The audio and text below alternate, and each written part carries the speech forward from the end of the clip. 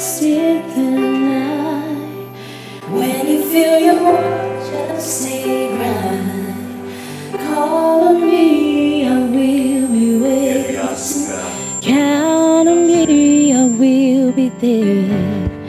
Anytime the times get too tough, anytime you're missing in love, I'll be the one to make you better, be there to protect you and see you through. And I'll be there, and there is nothing I won't do. I will cross the ocean for you. I will go and bring you the moon. I will be your hero, your strength, anything you need. I will be the sun in your sky. I will light your way for a time. Promise you.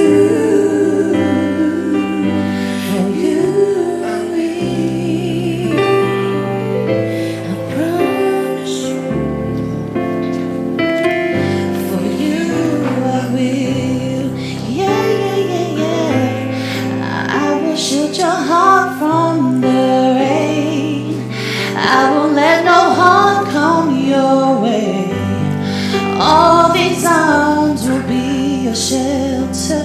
No, these arms won't let you down. If there is a mountain to move, I will move that mountain for you. I'm here for you. I'm here forever.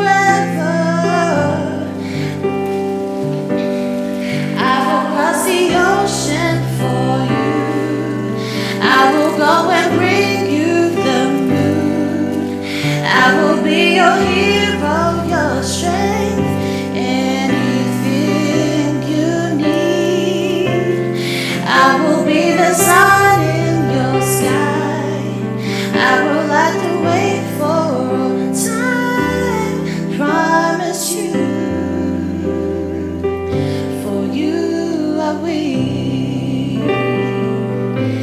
I promise you, for you I will. I promise you, Dad, for you I will.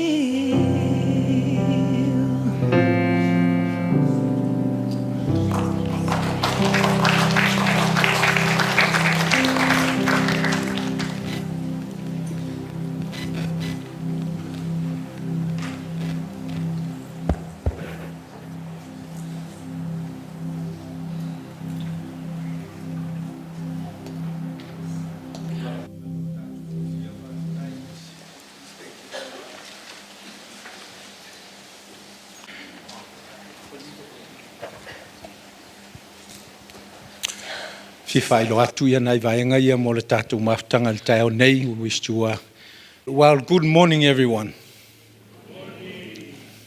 Thank you for all 6 of you that responded. Good morning everyone. Mata whanua I le tua ai siu whanua I no tātou wola.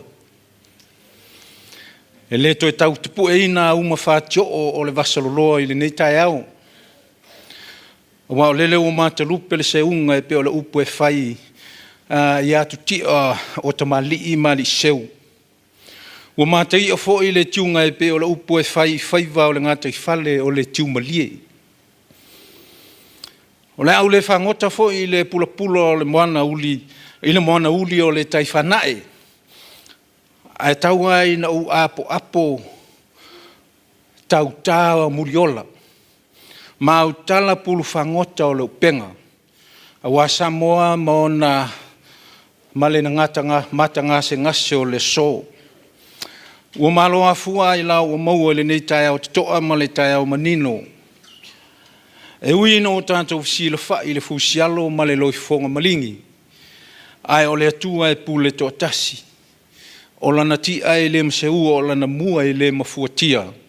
o lona fina ngalo na te sila fia le lumanai ma le aso atai au, ua mau ai to'o lo tātou whatua tuanga i tu aso whapenei. Ai avea ia lo whatau waa e momoli atuai le a au le whawhilo inga le nei tai au. O wao lele ua maluta wee le tupua ma le la o ai le e mai o tama whaasau o le langi. Le mamalu o lau whainga luenga pa ia le atua ma tau te whape atu tā lofa lava. Le pa ia lau songa tu mua mapule mai le tai sama samo le tui manua se ia pa ia si upapa o le ala taua.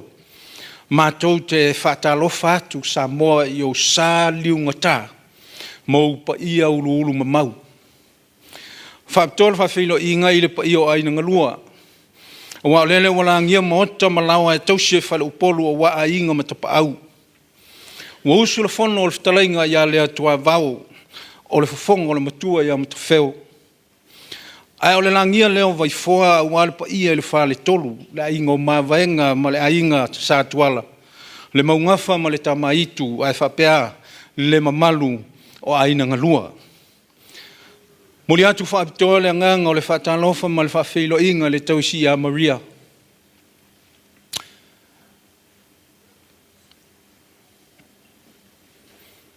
Tau na ia hauwali itia ai o whingalo. I le susulu mai o le malamalamo le langi le nei sauninga e mawhana whana i o tau whingalo whano noa. Ia te oe le tausi ma le no whaalo ai maise o le pa ia o aina ngalua. Good morning, good morning, good morning everyone. Grace and peace to each of you in the name of our Lord Jesus Christ. The fact that you are here speaks more eloquently that you are family. Last night Marvin sang our welcome and I wish he didn't do that. Because I went home last night and sat at my desk for hours trying to piece together some sort of music and to harmonize a tune like Elvis Presley. I thought I was going to tune it with Wise Men Say. But then I came to the realization that it is just like the All Blacks versus the little village of Faleasi'u. There is no match. You know, friends, on behalf of the family this morning, we welcome you to this funeral service as we gather to honor, remember, and celebrate the life of a beloved Christian husband, a father, grandfather, family member, and friend, Leatuavao Faiese Stephen Tuitama. You know, as I saw that crowd gathered, those boys, I was thinking, those were the boys that did the damage in New Lin. We were a little bit older generation who came from Samoa, who had no English at all. So Kusiange and Sengia and myself and Pangapa and those other older boys, we waited until Joseph O'Brien goes inside after Sabbath school. And then we go play rugby on the Sabbath.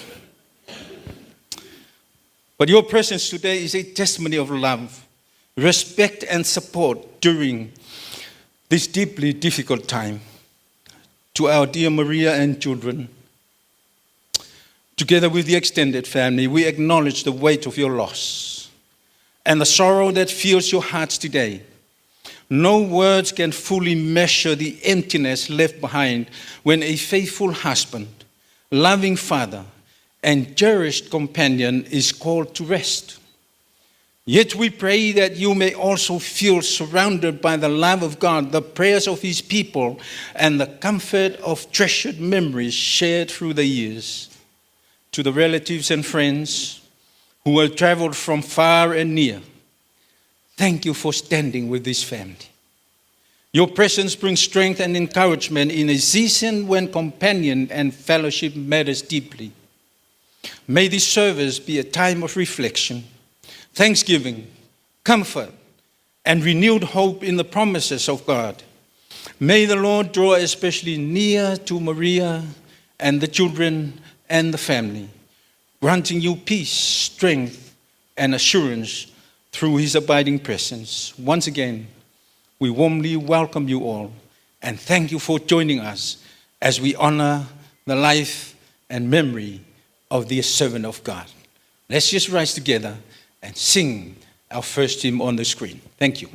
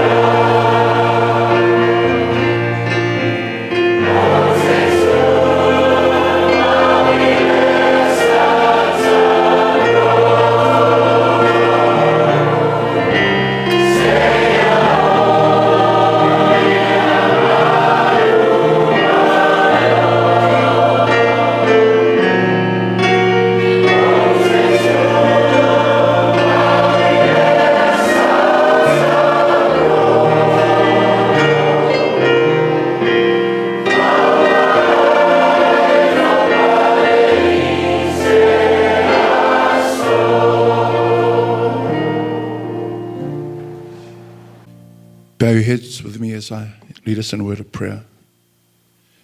Father in heaven, we do thank you for the rugged cross. It was on that rugged cross that your Son, Jesus Christ, our Creator, our Lord and Savior, died. After that, he was buried, but then 3 days later, he rose again.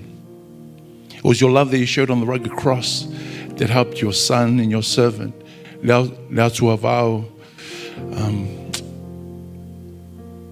Steve, Tuitama, Faiese, fall in love with you. And because he loved you, Lord, we know that on that day when you come to wake him up along with all our other loved ones who are resting in your loving arms, we know that we'll see our big uso again, Father God. So we pray for your love to continue to be close to Maria, Larice, and Brooke, and the families there. May your love and grace continue to be close to the Tuitama family too. And we thank you for the huge blessing that Steve was to all of us. And that's why we're here to celebrate his life. So may your spirit be with the whole family, and may you be uplifted and glorified as we share amazing stories of your Son and your servant today. We ask and pray these things in Jesus' name. Amen. Amen. Please be seated.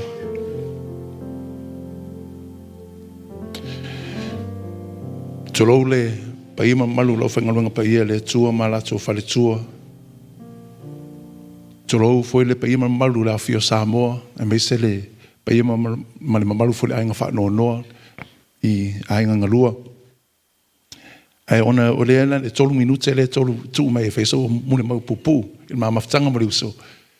Le la start straight to the point le mea i le in English Beretania.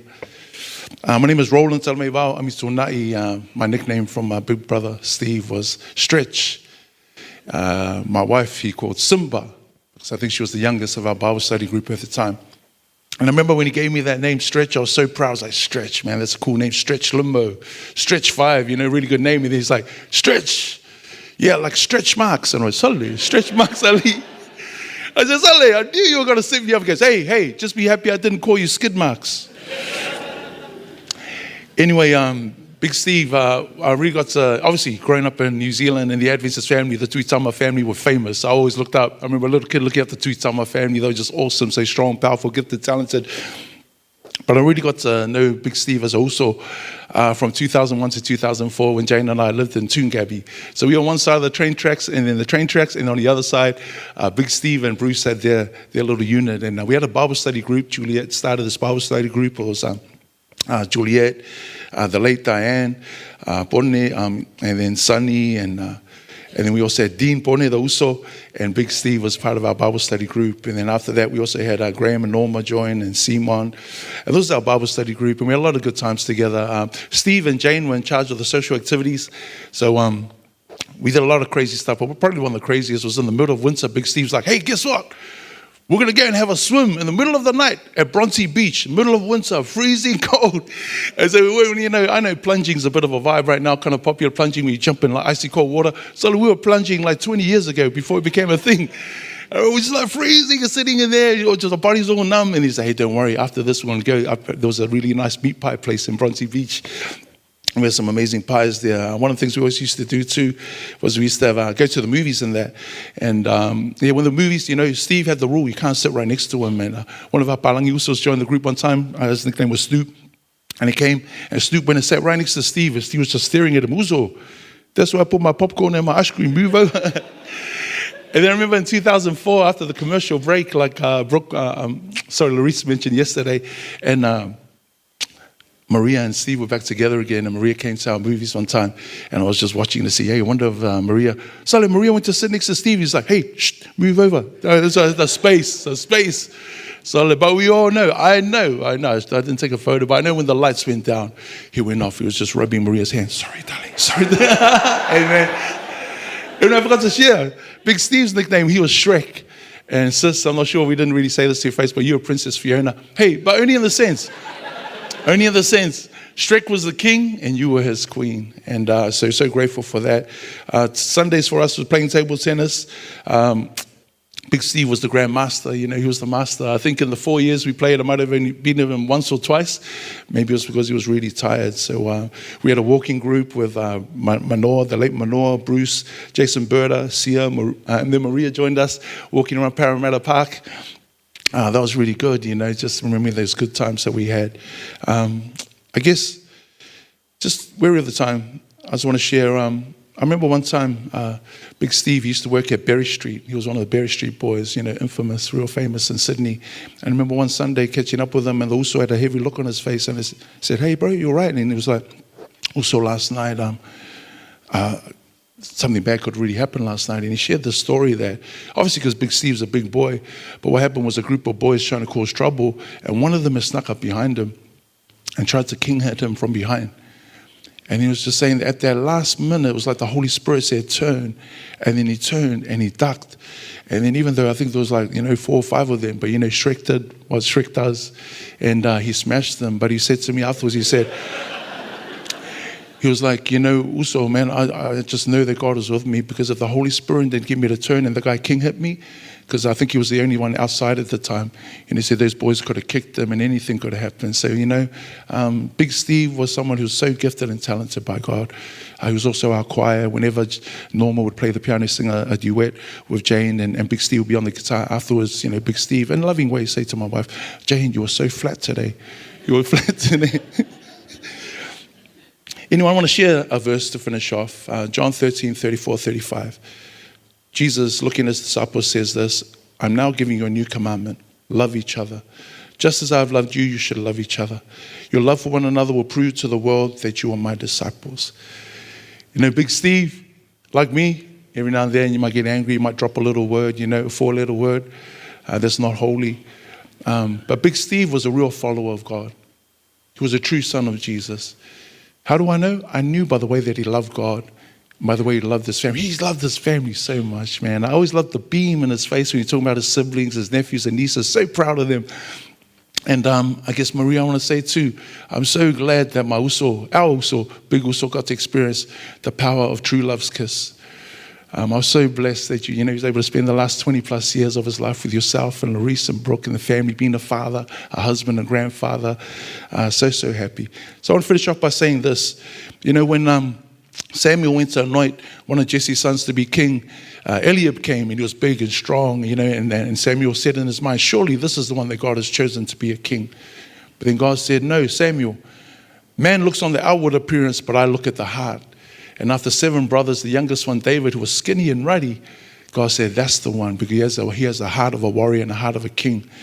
I want to say that Steve was built like Goliath, but he had a heart like David. On the outside, Steve looked like a king because he was a king. He was a warrior because he was fearless. But on the inside, he also had a heart to match. He had a heart that loved God so much. He loved his family, his wife and kids and grandkids and family, extended family, friends, all of us included, so much. But especially he loved Jesus. And so because of that, I know I'm going to see our big uso again on that day. And I can't wait to meet. I know there's going to be a basketball court in heaven. Amen? Amen, Matt, Adrian? And I can't wait to meet the big Uso Steve standing there, fully, perfect, immortalized. And I'm going to say, hey, Uso, man, I heard you could dunk it. Can you just dunk it for me from halfway, please? And I just can't wait to see the Uso just soaring like Jordan and dunking that ball, breaking it, because Jesus can make a new one anyway. So Maria and Larice and Brooke and family, Tuitama family, I pray that the hope that Steve had, the hope that we all have in Jesus Christ, our Lord and Savior, will give you peace and comfort. Your husband was a big man with a great heart and a great love, and he's going to leave a massive hole in my heart and the heart of Jane as well. But in Jesus' name, thank you. Amen.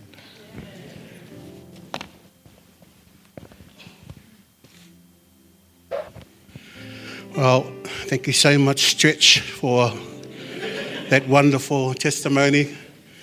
This is such a beautiful church, and especially when it's full. So it's my great privilege to welcome to the stage beloved Steve's beautiful daughter, Fuamoli, Ebony, to present the eulogy. I know she's a bit nervous at this present time, so how about we just give her an encouragement by giving her a heart, eh? Put up your hand, give her a heart. Ebony, this is for you. Come on. And we know that you're nervous. Loto tele, be strong.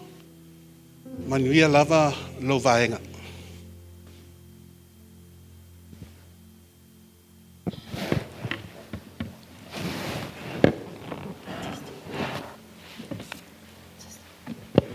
Testing, okay. So you're not going to read it? Okay. Family and friends and community, thank you for gathering here today to honor and celebrate the life of our beloved dad, Leatuavao Faiese Stephen Tuitama. Known to many simply as Dad, Uncle, Stephen, Bub, Stevie or Big Steve. Dad was born at the National Women's Hospital in Green Lane in Auckland, New Zealand on Monday, the 15th of February 1965 to Faiese and Helen Tuitama. He was raised in Te Aratu and was the second eldest child after his sister Tina, whom he loved dearly.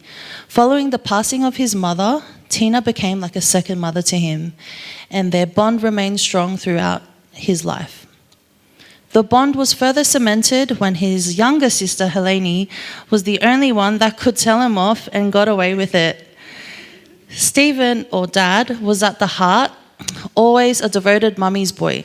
He shared a close and loving relationship with all of his siblings, Auntie Tina, Uncle Manoa, Uncle Adrian, and Auntie Helene. And family was always central to who he was. From a young age, Dad was known for his quick feet, determined spirit, and competitive nature. He attended Matapo Primary School and Te Atatu Intermediate and Rutherford High School, completing his education during fifth form. Dad loved athletics and possessed a natural competitive drive. One story often shared by his friends perfectly captures the type of man that Dad was. During school athletics, Dad was fast enough to win his race comfortably and qualify for inter-schools. However, recognizing how much the opportunity meant to his best friend, he deliberately slowed near the finish line, allowing his friend to win so that they could both attend together. That act reflected Dad's character. He was clever, competitive, but always placing others before himself. At just 21 years of age, Dad was bestowed the chiefly title of Leatuavao from his mother's family in Asanga, Savaii. He carried this responsibility with humility, dignity, and quiet pride. His respect for elders and commitment to his ainga and his family obligations were evident in the way he consistently maintained those close relationships for his uncles, aunties, and also his extended family. He understood the importance of showing up, maintaining connections, and honouring family ties with his Uncle Willie, Uncle Tuitama, Auntie Susana, just to name a few. He loved and was very proud of his girl cousins on both his dad and also his mum's side. Dad entered the workforce at an early age. At 16, he began working at Kirtland Engineering in Grey Lynn, where he developed a strong work ethic that remained with him throughout his life. He later worked in security for TNT in Mangere before pursuing one of his personal goals, which was obtaining his truck license the year I was born in 1993. Once achieved, he drove for the University of Auckland Transport before embarking on a new chapter in Australia in 1995, encouraged by his younger brother, the late Uncle Whaloto Manoa Tuitama.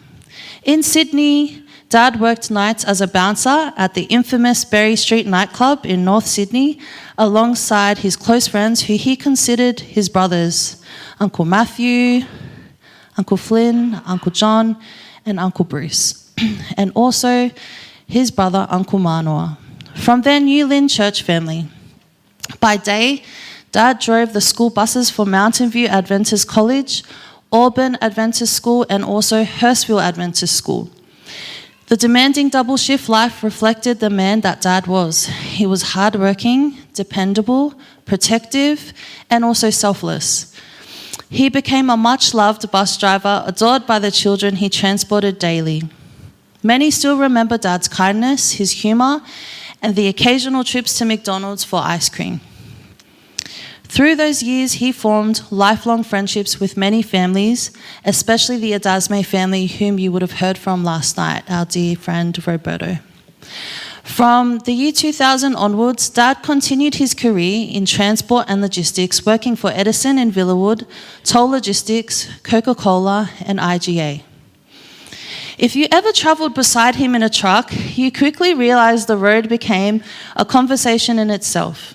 He knew routes instinctively, he timed the traffic lights without thinking, and approached every delivery as promised to be honoured. As a promise to be honoured. His final official place of employment was with Pacific Health and Wellness between the years of 2017 and 2019, where he worked as a caregiver supporting people living with disabilities. It was work that reflected Dad's compassionate nature. During this time, he formed close bonds with his employers, Uncle Arnai Weber and also Auntie Anne Roberts, who deeply valued and respected him. Dad leaves behind 5 grandchildren, 3 children, and a village that loved him deeply. Dad's parents were Papa Numia Malepule Faiese, in brackets Frank Guikama, and also Mama, Helen Eleni Guikama, ni Valaau Gibbs. And he also leaves behind his beloved siblings, Auntie Christina Marie Tuitama Muyayava, Uncle Numia Malepule Adrian Daniel Guikama, and also Uncle the late Fa'aloto Manoa Julius Kuikama, and also our beloved, the late Auntie Helene Tuli Kuikama. Now, I've been instructed by Mum, because she has taken the time to put these booklets together, I'm going to stop Dad's eulogy, but I encourage you, if you have some time or if you think about Dad in days or weeks after his celebration, to go ahead and read the rest of his story. Whawhitai lava. Talofa everyone, my name is Christina Marie Tuitama Moaiava. I'm Stephen's older sister. There's 5 of us siblings. I'm number 1, Stephen's number 2, Adrian's number 3, number 4 is the late Manoa, and number 5 is the late Helene. Stephen called me Ching. He's the only one that called me Ching. He reckoned that I had Chinese eyes. I called him Steve, short for Stephen, and he was named after Dad, Faiese, and at school the kids couldn't pronounce his name. They used to say, "Hey Faiese, Faiese, hey Faiese," and so sometimes I used to call Stephen Faiese. There's 3 S words that reflect my relationship with my brother Stephen.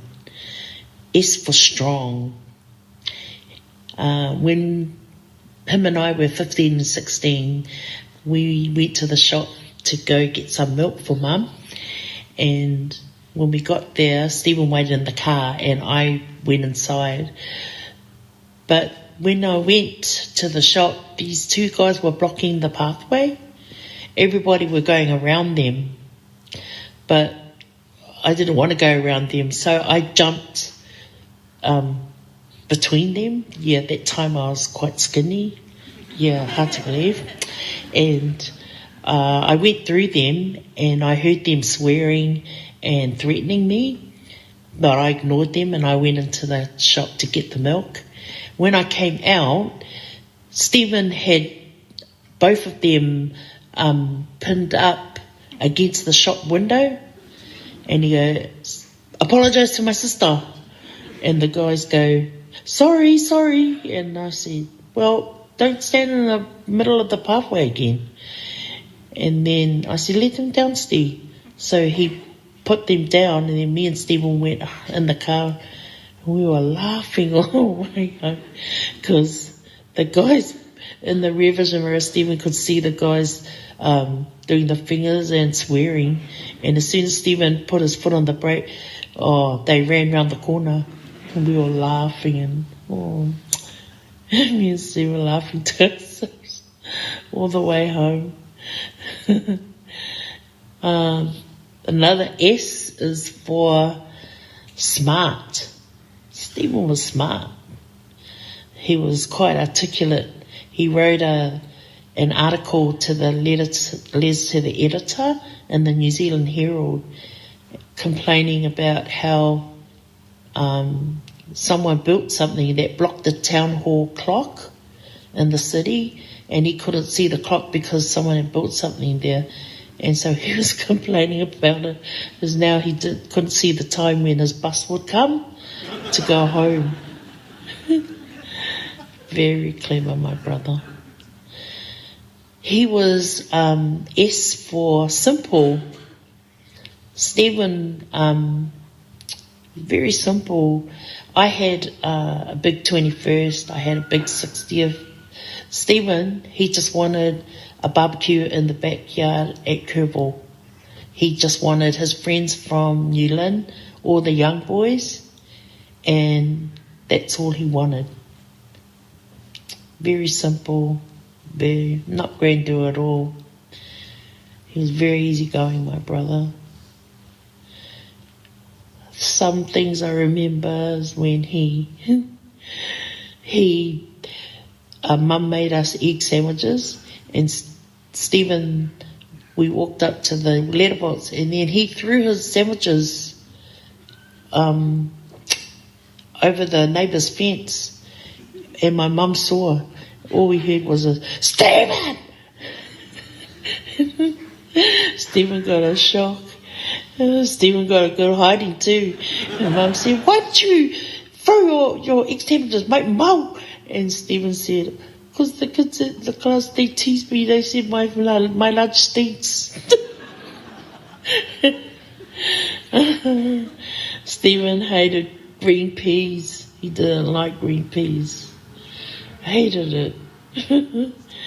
Oh, the thing I had with Stephen is we had a very tight, strong bond. We talked a lot about our kids. We talked a lot about life and death, especially in his last days. I was able to thank him for being supportive of my kids, Marvy and Darcy and Stephen, how he was supportive of Adrian's kids, Helene's kids, Mano's daughter Keely, and especially his wife and his own kids, his grandkids. He loved his grandchildren. Stephen was really loving to my husband, to Sione, to Rose and Karen. He really was a good brother-in-law and a good uncle, the best uncle, but especially a brother to me. I'll never forget Stephen. Of course not.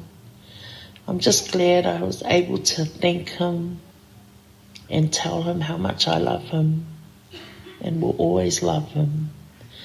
Told him, don't worry about Maria and the kids. That will always be there for them. And that's to you, Maria, Larice, Nathaniel, Brock, Ebby, and all the grandkids. In Revelation 21:4 it says, He will wipe every tear from their eyes. There will be no more death or mourning or crying or pain. Moi file mo, Stephen. Moi file mo. Until that great morning when we will see each other again. Look for me, for I will be there too. I realize when you arrive, there'll be so much to view.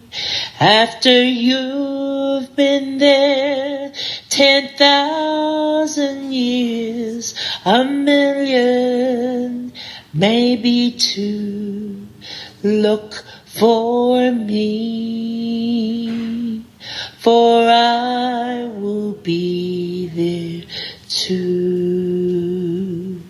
Look for me, for I will be there too. Thank you guys for listening. Thank you family for all your love. Thank you everyone that's there. May God bless you. Amen. Tō whāsoifua.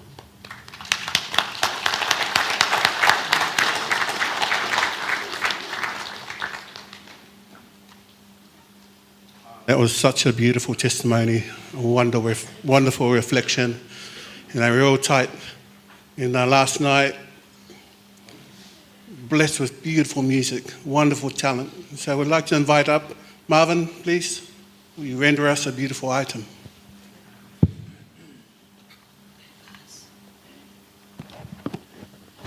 Test.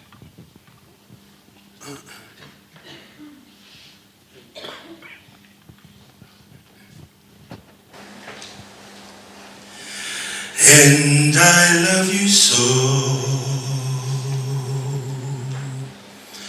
The people ask me how how I live till now. I tell them I don't know. I guess they'll understand how lonely life can be. And I'll never forget the way you touched my hand.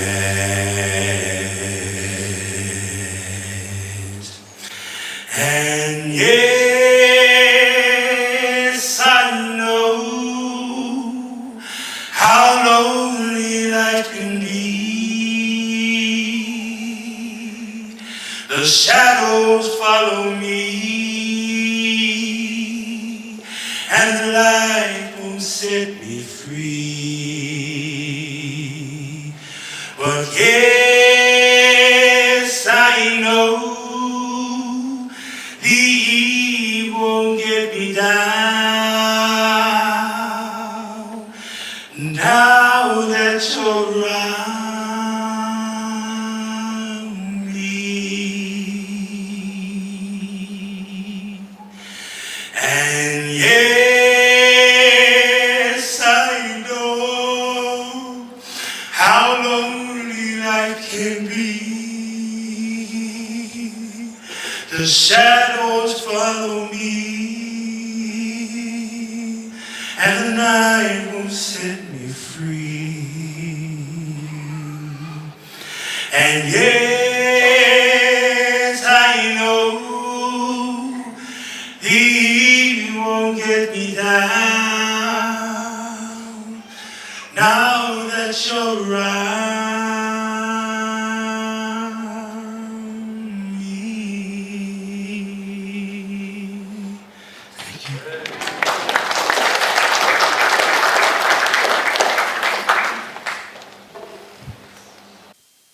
Beautiful. Thank you so much, brother.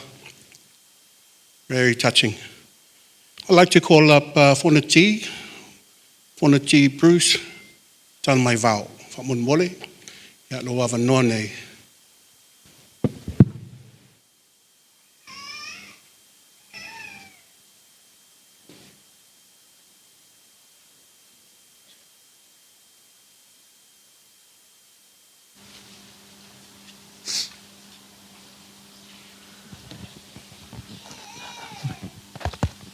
Makes it harder to say anything at this stage. I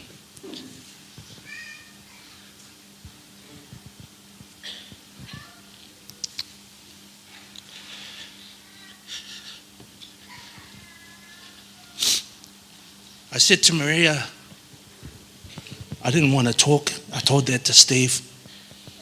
I said, I'm coming down to Sydney to see you. And it's the last thing I want to do. And he said to me, just before, he said, you're talking at my funeral. Even in his death, he still manages a way to twist my arm. He had his advocates coming up to me telling me, you're talking. That's the way Steve was. He had that presence. People don't realise, and you probably heard over the last couple of days how much he affected them and their lives. Well, it's the same for me, same for everyone. He not only brought his family into my life, everyone connected with him too, his extended family. And I feel like my extended family is getting smaller and smaller, with many passing before our eyes. Steve was a prankster and was no different for me. I had to bear the brunt of his pranks throughout my whole life. And we went to school from primary all the way up to, and we became flatmates here in Australia. So I had to endure his pranks all the time. Yeah, he had. There was one particular time. We were flatting in Guildford, and he said to me, he was outside. It was raining, and we were reflecting on Samoa, because in Samoa, when it rains and the roof, the water comes off the roof, you just grab a bar of soap and you shower, and you're enjoying it, enjoying the rain. And he goes to me, "Oh, it's raining. It's just like Samoa." So we're both outside, and we take off our lovers, and we're glistening in the outside where it's nice and warm rain. And he goes, "Oh yeah, it's just like Samoa, eh, bro?" And I said, "Yeah, just like Samoa." And we're sitting there, and then he goes, "Oh, let's go inside and we'll sit down, and we'll just dry off, bro." He goes, "Yeah." So we lay down. We're just sitting there in our underwear, just sitting there. And he goes, Steve's got this haihina laugh, and he would just leave me sitting there, lying down, and you hear this 180 kilo guy walking up the stairs, laughing. And that's what woke me up, because I could hear this laughing going up the stairs, and the stairs were creaking, and I turn around, and he's laughing going up the stairs, just trying to be quiet. And then I turn around, and I hear the door open, and of course it happened to be Manoa and Karen walking through, and I'm sitting there with my underwear lying down, and I just go, "Oh, Steve, you Jehovah Witness." And there's me trying to run up the stairs like Carl Lewis, and I was trying to avoid Karen walking through that door. I think she caught me, but I can only imagine that she witnessed someone with buns of steel running up the stairs. As my wife would say, "Bangi popos." And Steve, he was just laughing. I had to endure that whole week with his, how he gives you nicknames. So I was Little Sumo for a little while. Of course, at that time I was wearing underwears 2 sizes too small. But Steve was kind of that kind of guy. He'd get you in a position and make you the brunt of his jokes. And, even though you might be embarrassed or by what he does, you always remember those memories and make you laugh. To the point where it was Manoa and Stephen that introduced me to my wife. So I became a part of their family by chance, really. It's those kind of memories I always keep close to my heart. There's a lot of people here who I've met through the Tuitama family, and they'll forever be a part of my heart.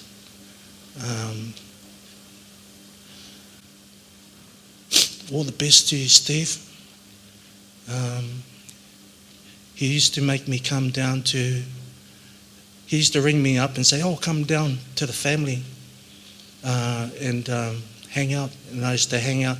As soon as I get down there, he would say, "Oh, on your way out, can you turn the light off?" So, I'd come down there just to turn the light off. And then I have to go back home.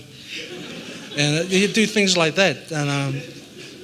And so I just want to say that, Steve, now that you've gone, I'll be glad to turn the light off for you. You'll always be in my heart. Thank you very much. Appreciate that. Bye.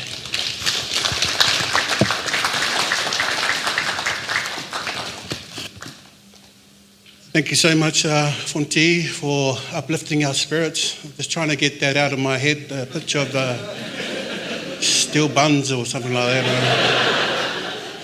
But thank you so much. Now we are going to be rendered by a beautiful item from the family. Moimoi sumai, ona so'olea le tātou moli mau. Pale tua ia maria.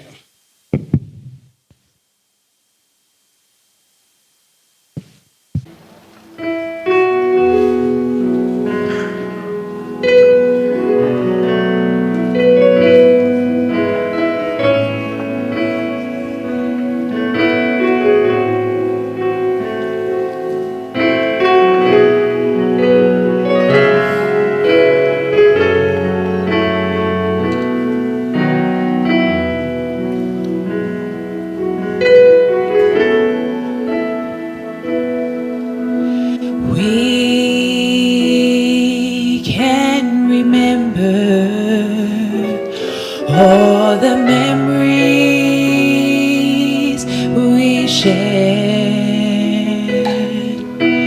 So many ways Jesus has shown us He can. Though there been a lot of stories felt down here on this old earth, we'll have only just begun when Jesus comes.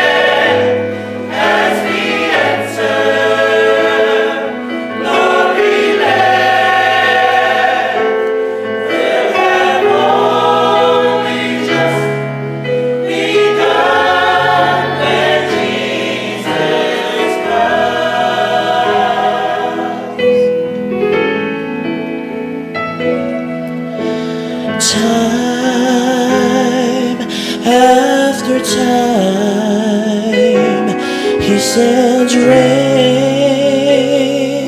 from above. We fall into our knees in the presence of His love. We know we've already tasted of the glory that is to come. When we rise up to the skies to meet the sun.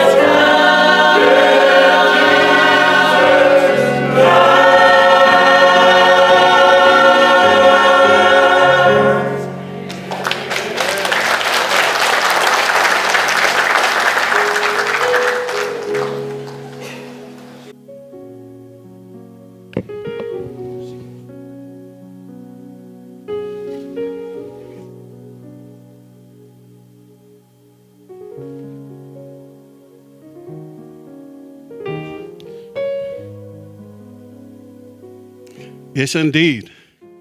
I will leave you last. We're going to leave you. Going to leave you.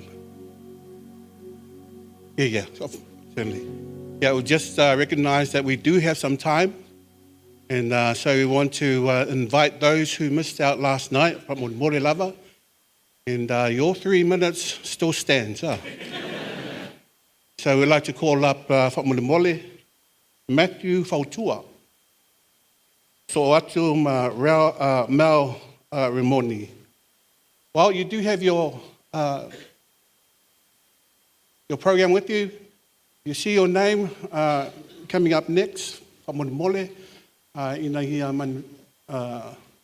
That we stick to the time and we give the majority of our time to Maria and then to our word.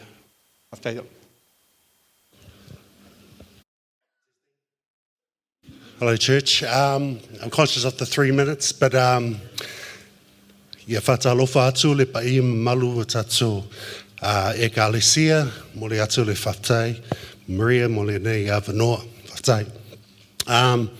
My connection with Stephen goes right back to childhood. Growing up at Newland Church, our dads were best friends. My dad, Sene Fautua, and Uncle Faiese.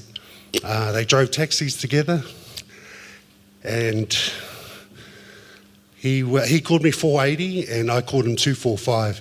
That was our cab, the co-op days. That was their cab numbers. But he was a lot older than me, but I looked up to him as a big brother. And, he influenced us in so many ways. I mean, besides my parents and my older cousins, Stephen was the biggest influence in my life growing up, without doubt. And so he inspired me to play basketball, join the choir, and just do a lot of activities at Pathfinders.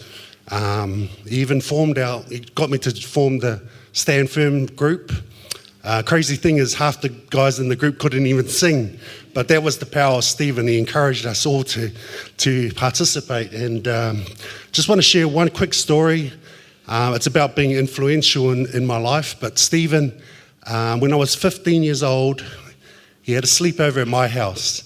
And we were excited. We had the movies ready. The problem was our TV wasn't working back in those days, and he had all his Western videos, but very disappointed because we couldn't get. So after about 30 minutes of trying to get our TV, we're turning it off and on. Stephen came up with the idea that I should walk over to our next door neighbours and ask for their TV. And so, of course, I said, no way, there's no way I'm doing it. But this is where the power of influence comes in. So Stephen said, Matthew, in life you got to be confident. You can't be shy. And so I walked outside my house, crossed the road, and I knocked on the Pauliki's house. And so Pauliki's was our neighbours on the other side. And Tofi Lua Pauliki answered the door. And I looked at him, and I looked behind it, and I realised that the whole family was in the sitting room watching TV. And I said, and I remember Stephen saying, you got to be brave. So I said, sorry, Uncle. I know your family is all watching TV, but our TV's broken and we want to watch these videos. Is it all right if we can borrow your TV? To this day, I still can't believe I've done that, but we would always laugh about that story. And, these are the memories I always treasure with Stephen. He would make you do silly things, and things that you would never do in your life, but, the power of Stephen saying that. But I just want to thank Stephen for everything. When I was growing up, all the McDonald's feeds, we were young. Back in those days, I had no money because... in fact, I still don't have any money, but I was only at school and I travelled around Georgie Pie and everything, going around. He filled up the petrol, but Stephen gave everything to us. Everything he had, he shared with us. And, it's only when you're older now you look back, he goes, I never paid for anything. I can't remember because Stephen was there. He was a big brother, biggest influence in my life. So I just want to say, I love you, Stephen. I will never forget you. Thank you.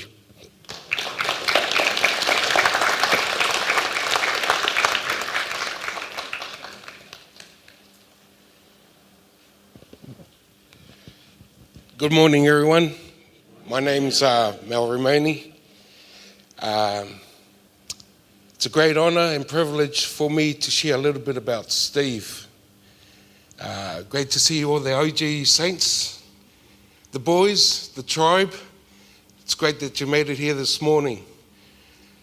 You've already heard a lot about Steve, so I'll keep it short and sweet. And hopefully by the end of it, you'll know a little about the Steve I know. Okay, growing up with Steve,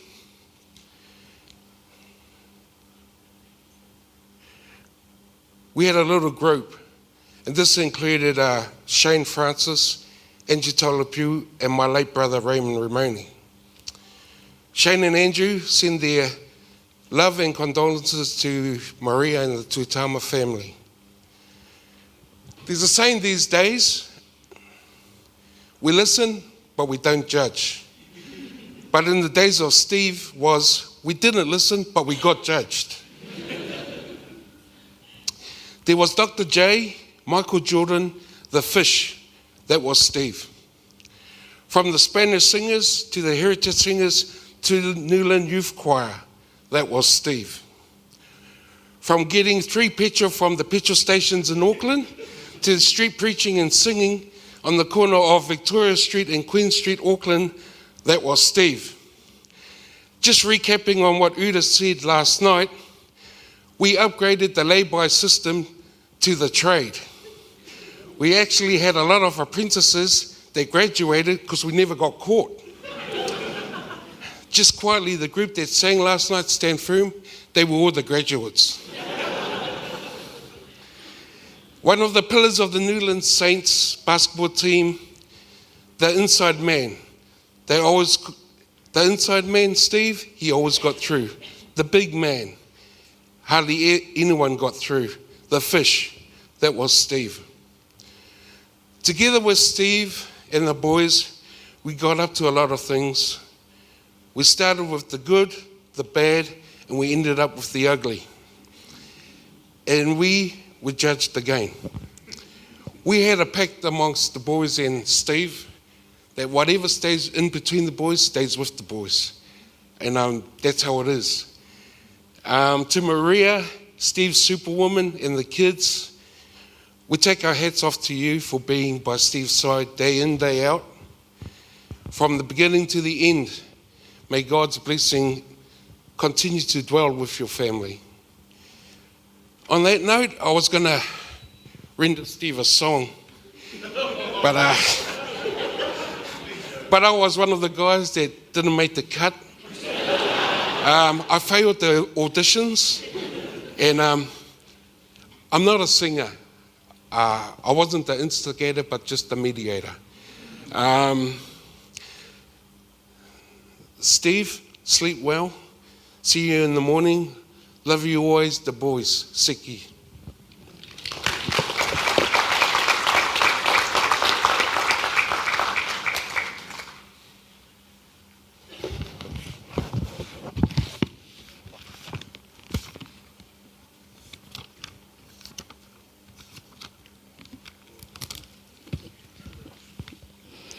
Good morning. Talofa, talfalava. My sister and myself are here to represent this side of our family. Stephen's mother, Auntie Helen, and our mother Susanna are sisters, so that everybody knows the relationship we have with Stephen. So us are his first cousins. And our mothers are from the village of Puapua, the beautiful island of Samoa in Savai and Asanga. So that's where Stephen Leatuavao's name coming from. It's from our ainga in Asanga and Puapua. So the molimau I'm about to say is all about from my mother.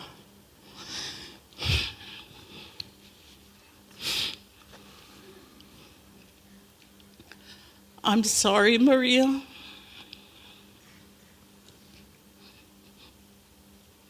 As Mom's watching, Mom, when she heard the news about Stephen, she was devastated, sobbing so hard that I was afraid she's going to have a heart attack.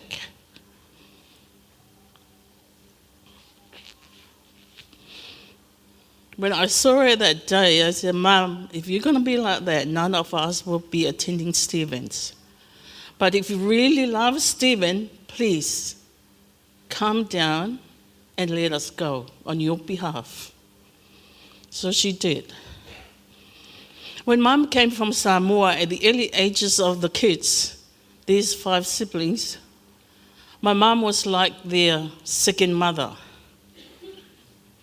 And these 5 kids, they know really well that my mom is a tough one. She's the one that gives these 5 kids a good hiding. A good hiding. Not from Auntie Helen and from Uncle Faiese, no, but Mom did.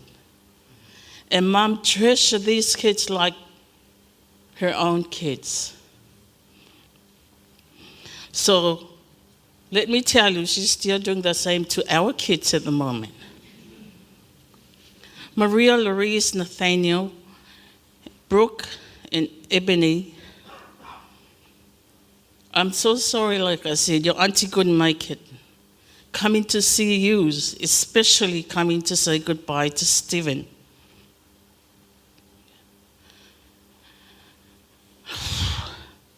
Mom was watching last night.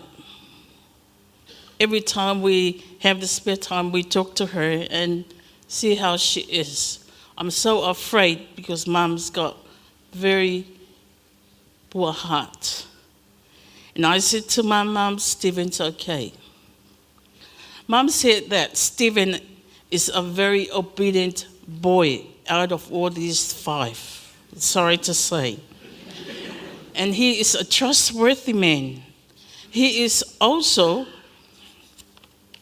a very funny and teasable boy. Sometimes if you don't know Stephen, he will tease you till you don't want to talk to him again. Very talented in doing that. Stephen was like a godfather to our young boys at Newland Church back in those days. He loves them so much that he'll take all of them in his car, even though they all can't fit, to the basketball games, Boys Town, at Balmoral. And when they finish, they come back home at Kerrville, they stay there. Some of them, they don't go home, like Fa'auro and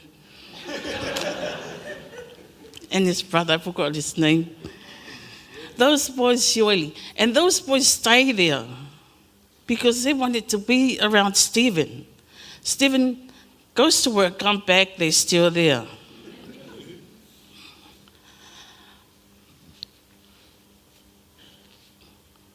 A very humble person is Stephen. Stephen thought that he's going to stay back home and look after Auntie and Uncle and never leave home. Unfortunately, Auntie and Uncle wanted him to leave and find a good wife. So he came to Australia and fell in love with beautiful Maria and finally married. That's it. And lived happily after. Stephen, rest well. We will miss you because of our families, but we have hope to see you again when Jesus comes. Maria and the children, thank you very much for looking after Stephen, for loving and caring. Your sweat, your tears for him, only God understands. May God's loving arms embrace you today till you see him again.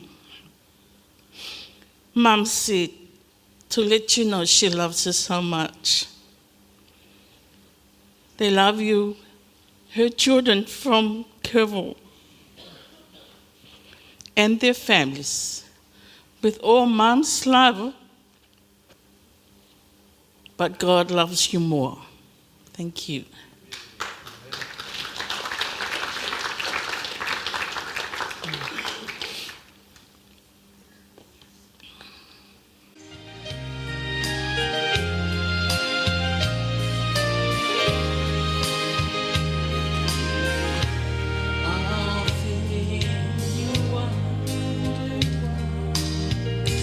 Tears comes into your eyes, and burden seems to be much more than you can stand.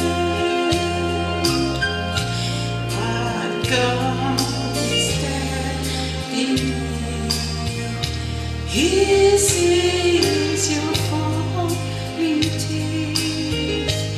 Tears are unleashed. God understands.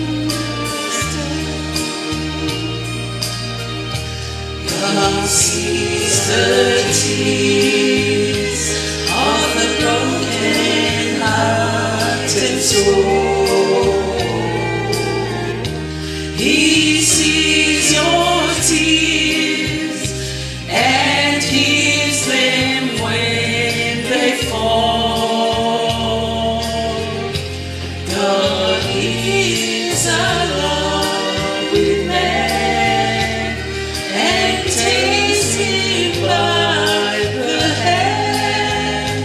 Tears are outlands. God understands. When grief has left you low, it causes tears to flow. When things have not turned out the way that you had planned, but God won't forget you. His promises are true. Tears are outlands.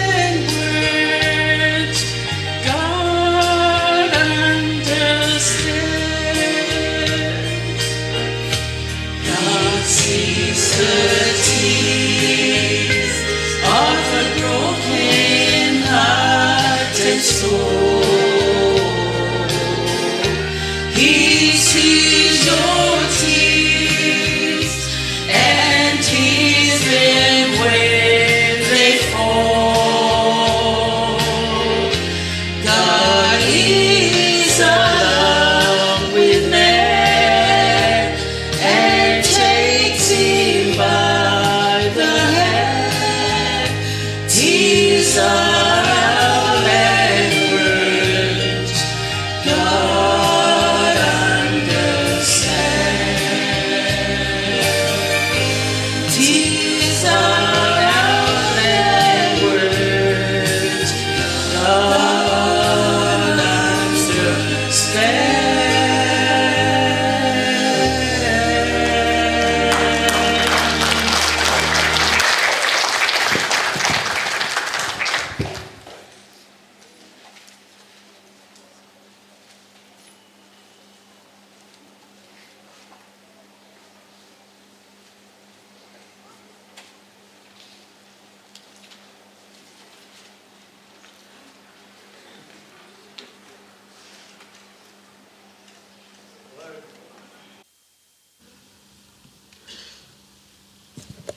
Hello, everyone.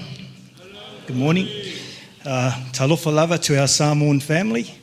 My name is Ane Willie Roberts, and I am one of Steve's first cousins on his dad's side. My father, the late Ofangalilo, and late Uncle Faiese were brothers. So we have different surnames, but our dads were brothers. So Maria, when you asked me to say a few words on my memories with Steve, listening to all the, Steve's boys in the, I suppose the early 80s, I realised I left New Zealand in 1976 and came here to Australia, so I would have been about 17 years old, and I think Steve would have been about 10. So, back in them days, those boys and his younger siblings, Adrian, Mano, they were pretty much the Tiwais in our family. So we sort of didn't hang around too much with them, but I remember our early times in life. Our dads, like I said, our dads were brothers, and my dad had a lot more other brothers. Two of my dad's brothers, Uncle Herbert's and Uncle Philip here. So our family would always be together on Saturdays on Sabbath. Always. Every Saturday we were together at church. And then there was always the choir practice and the band practices that our dads would always, they were very strict on their practices with bands and choirs.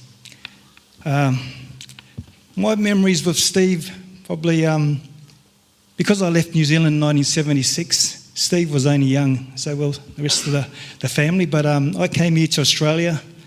I met my wife in 1982, started my young family, and then in that time I started bodybuilding like most of our family used to do. So all us boys here in Australia, while our cousins were all back home playing basketball and playing rugby, we were playing rugby league and bodybuilding back here in Australia. Now, during this time, I actually went on to win a lot of comps here in Australia, and it was one year, 1990, when I was to head back home, and remember, I hadn't seen my cousins since 1976, so now they're young men. So I just won Mr. Australasian here in Australia. So I went back home, and on Sabbath, like always, we were all together at church, and then we always go back to one of the brothers' places. I think it was Uncle Herbert's place. And I remember when we got there, I said to my wife, "Hey, Lips, you better not tell anyone here that I just won Mr. Australasian." I said, "Look at the size of my cousins. The guys are going to think I'm joking back home." So I remember there was, like always, we always had dinner together with Uncle, and Uncle Faiese and all his family were there, Uncle Herbert, Uncle Philip's family, and we were all having dinner. And then, of course, we all have the Roberts photos, they always love taking photos. So I actually had some good photos that we pulled out the other night, and there's this photo of me and Steve's on one side and Adrian's on the other side. And then I think there was Lenny and actually Gideon was only young then, he was there, and Jake, they were in this photo. And I remember looking at Steve and saying, "Hey, mate, can you look a bit smaller, because I'm taking these pictures back home to show the boys back home." And I told Adrian, actually, "You better sit down," because he was still the same height as me in this picture.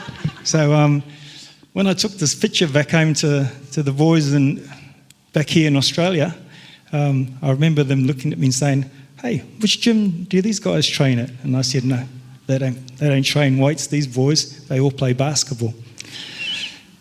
But the other fond memory I have of my cousin Steve is I used to work away a lot, and I remember coming back late one Friday night, and I thought I'd stop at home and see my mum and dad, because they're getting old now, and mum and dad were at home on their own. So my dad and mum are both in their late 80s. And I used to always worry, how my mum and dad was. So it was a Friday night, and I remember coming home, and there was Dad, Steve and Maria in the driveway. It was late too, so Dad would have been angry with me because it was already Sabbath. So there I am in my work clothes, meeting Dad and Steve and Maria on the driveway. And so we had a short talk, and I remember saying goodbye, giving my cousins a big hug as they left, and then going inside and talking to my mum and dad. And we sat there, and I said, "Oh, it was nice of Steve and Maria to pop around." And Dad said, "No, your cousins always come around on open Sabbath with us. They always make dinner and come around to Mum and Dad's, and always have dinner with Mum and Dad on those Sabbath days. So Maria, thank you very much for those days. Like I said, I have 6 sisters. I know my sisters are always with mum and dad, but I know mum and dad cherish those moments with you guys. And that sticks in my mind that, you know, Steve and you were both good people. But I know that behind every good man is always a good wife, you know. I say that because my wife, you know, she likes to hear that. But yeah, no, I've learned in life, behind every good man is a good wife. And so if it wasn't for you, Maria, you know, I know that you support your husband, and Steve was always at our family gatherings, whether it be weddings, 21st, he was always the first one there. So I'm going to miss seeing my cousin sitting there in the back. He's always sitting there with a big smile. And yeah, just like to share this last words. Yeah. To my cousin, may you rest peacefully, cousin, until we meet again in that glorious day. Love yous all, and thank you.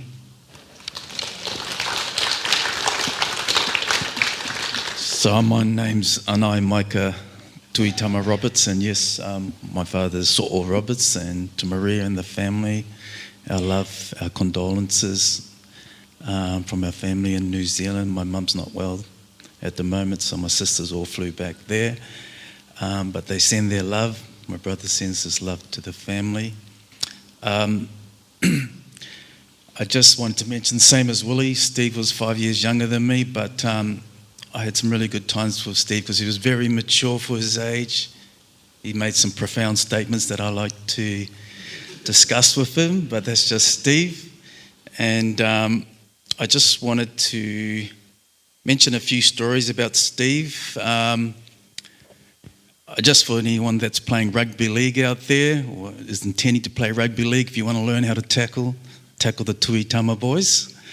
I do remember when we were in Japan, I think we got penalties quite a few times for over-tackling, they call it in Japan, because we'd come out really hard on the guys playing rugby there, and we couldn't understand because after playing against the Tuitamas, if you don't tackle hard or fast or blindside them, you're not going to get them down. But yeah, there was fond memories when we were younger, and yeah, Steve was the prankster, always doing things differently.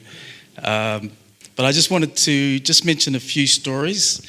And one is the strength of Steve that always shocked me, because as Willie said, we used to train a lot, but Steve just had that natural strength.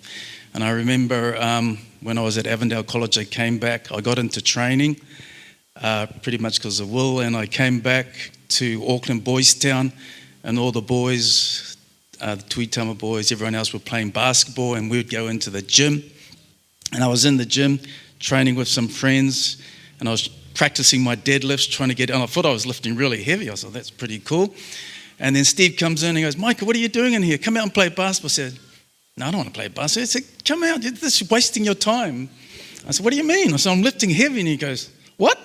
And then Steve walks over, and like this was the heaviest. I was just one-offs, and he just picks it up and drops it. Everyone in the gym's just looking at him.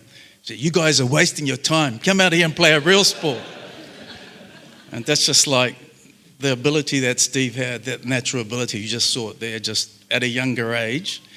Just pick it up and drop it and walk out and make us look. Talk about an ego breaker. We just look, oh, let's give the sport up. Let's go and play basketball. The last one, I had a lot here. I didn't know about the 3 minutes till after I had written all this, but the other one I have to mention because my wife, who couldn't be here today, wanted me to mention this, the soft side of Steve. When we returned from Japan, we lived on the North Shore, and it was close to Berry Street. And if you didn't see the boys at the church, you come and see them at Berry Street. Joe Pulu, Mormon, in the car park, wouldn't go inside the nightclub, and Steve on the door, and Flynn and all the other boys inside. So we would come over because it was close now and then just to say hi to all the boys. And I just remember I used to come and Steve was always outside, standing at the door. It's like formidable. If you. And I was so proud of my cousins, all of them, because, you know, oh, yeah, I'm related to the Tuitamas. They're my cousins, first cousins, honest. They look at us, they look at them, you know, walk straight into the club. But Steve was always standing outside there, and I'll just mention what my wife wrote because it's from her viewpoint. What stood out to my wife just wasn't a one-off occasion, but when she arrived at Berry Street, Steve would be standing right at the front entrance doing his security thing, and many of the girls would just go over as they come and they would give him a big hug and kiss, you know, big Steve. And she could tell he was incredibly popular. On many occasions, I would go in and say hi to the boys, but my wife would just stay outside. Adette would just stay outside and just be standing there talking to Steve. In fact, sometimes people just come and go. Steve would ignore them. They'll be just having a conversation. And I once asked her, what are you guys talking about? And she said, love and life. And I said, oh, what do you mean? And she said she remembers joking with Steve and saying, when they were talking about potential relationships, you're a pretty popular young man around here. And I'm sure many of these ladies would like to enjoy your company. And Steve says, just smiles back to him and says, no, these are not the girls for me. I'm looking for a pure heart. And then came along Maria, the love of his life. I just want to finish up and say, when I think of Steve, I don't think of the big man that everyone saw. I remember the laughter, the stories, the profound statements he used to make, the honesty, and the way he made you felt, even as an older cousin, when you're around him. He just had that persona about him. And, you know, until they're not here anymore, you realise, you start to think deeply about it, and just how much he meant to us. And we always thought Steve, being one of the pillars, will always be here. And I always try and think of the good things about Steve, and that makes me happy. But we'll see him one day on the resurrection morning, and hopefully we're all there, all our cousins, all our family, everybody. Thank you, Maria, for looking after Steve and the family. Lots of love from us and our family.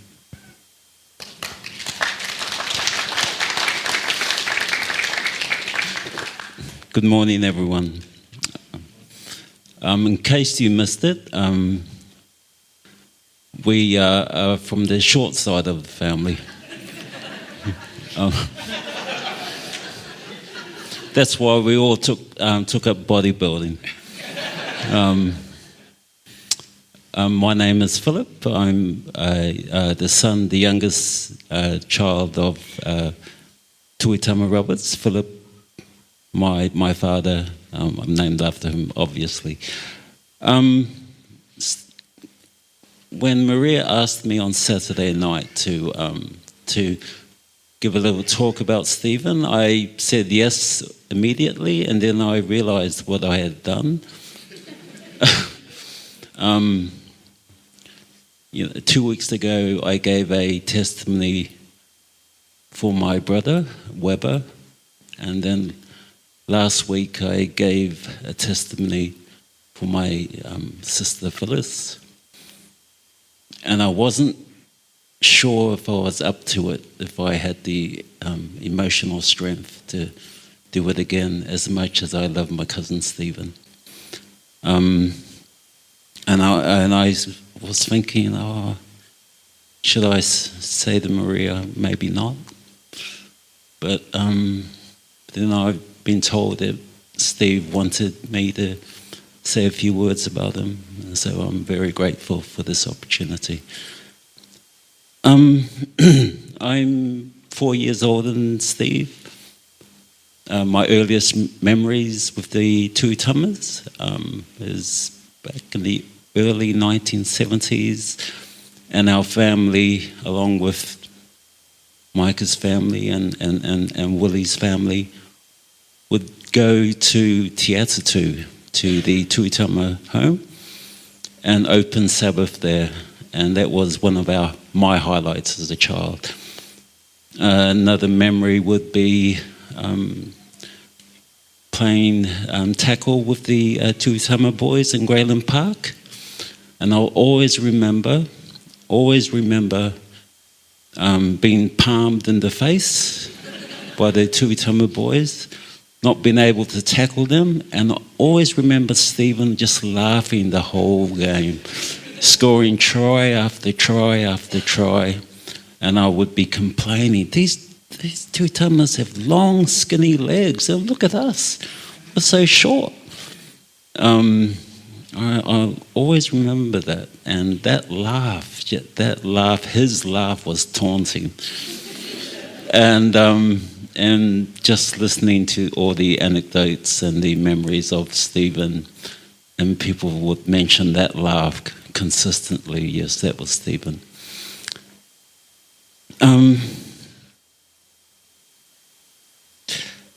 Yes, Berry Street was... I'll never forget Berry Street. Little me rocking up and being very proud to meet the brick house that was standing at the entrance with a big smile on his face. Gives me a big bear hug and then treats me like a VIP guest. We'll never forget those memories, or memories of the Tuitama boys and maybe Bruce. Around in the 90s, I was working at a 5-star hotel in Circular Quay in the city, and I remember one day the boys decided to come visit me at the hotel, stand across the street, and yell out my name, and I'm standing there in my uniform. And we've got guests walking in and out, hotel guests, overseas guests walking in and out. Look, what's that noise? And these guys are laughing their heads off. Anyway, one of our duty managers comes up to me and he says, do you know those guys? And I looked at him and I said, I used to. Not anymore. That was Steve, another prank. I had the opportunity to work with Steve from 1917 to 1919 when he worked for Pacific Health and Wellness. And Weber and Ann, who formed the company, quickly harness Steve's strengths, which was being able to communicate and relate to our clients. And so Steve was given the responsibility of supporting our more difficult clients who were prone to violent behaviour. And Steve had a way of communicating with these clients that not many of our other staff had. And I think Steve really, really thrived in this role. And he sort of became a role model for a lot of our other support workers in how to communicate with our clients and connect with them. So he had a lot of strengths. He was going to prison, like Long Bay, visiting our clients who had not been released yet. That's how much faith Weber had with Steve. But he also had a lot of weaknesses as well. And as my role as accommodation manager and compliance officer with the company, I received a complaint about Steve's support work. And so I looked at the complaint and I said, yes, that's Steve. And the complaint was that he had taken a client without permission to a family barbecue. So crossing the boundaries of his professional work and family life was a big no-no in disabilities. Another complaint was he had given his client his password to his Netflix account. And he had also bought food like KFC, obviously, and McDonald's with using his own money. And also taking the client around in his own personal vehicle when we have staff vehicles for that purpose. And so I read these complaints and then I said, well, it's a bit of a conflict of interest if I have to discipline Steve, being related to him. So I contacted our CEO. I said, look, do you want to handle this complaint? And he said, I will, but you'll have to be with me when I do it. And so in the office, we sat Steve down and I very carefully positioned my chair to be slightly behind my CEO, so the CEO could not see my face. And so Steve is sitting down in front of us, and the CEO is actually reading these charges to Steve, and Steve is trying to be very serious and grim-looking, and is just nodding in agreement to what the CEO had read out. And I'm sort of sitting where the CEO cannot see my face, and I'm looking everywhere with a big smile on my face the whole time. And then after we addressed the issue and we filed a formal complaint with Steve, and we said, look, Steve, this is a warning. You're still employed, but this is a warning that you can't just do what you decide to do. You still have to follow company policy and procedures. And then we had a debrief, the CEO and myself, and I said to the CEO, you know, the issue was Steve has such a big heart. And he says to other staff and to other clients and to his family, I guess, he would say, this is my son, this is my adopted son. And this is a very violent client who had been very violent and had done a lot of property damage, smashed walls and broken windows. Yet Stephen had been able to soothe this client in such an effective way. So, you know, again, Steve's weakness was he crossed the boundaries between what it means to be a professional support worker and what it means to be a family person. And it's quite ironic that it's a tragedy that throughout his whole life he had such a giving heart, such a heart of gold, and at the end his weakened heart prevented from dialysis to be continued, which could have meant he could still be around today. So there's such a tragedy. I'm going to cut my talk short. My talk short. I have one regret. When Weber passed away, I have this brain thinking, how could I have been a better brother to Weber? When Phyllis passed away, again, how I could have been a better brother to Phyllis. And with Steve, even though I had not been in contact with him as much as a lot of other people here, to realize that he would spend his last year of his life in hospital. And so my regret is I did not visit him more often than I could have. And that's something that I'll always think about. My last interaction with Steve was that a group of us, we were preparing for Phyllis's funeral, and then Estelle said, let's go and see Steve in ICU. And so a few of us jumped in our cars and we visited Steve. And the first thing Steve said to us when we walked in is, oh, hi guys, a bit of bad news, or a bit of sad news. I have only 2 weeks left to live.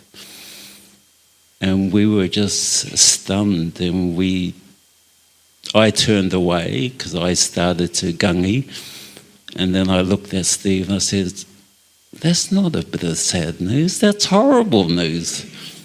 I said, oh, no, I swore. I said, that's bloody horrible news, Steve.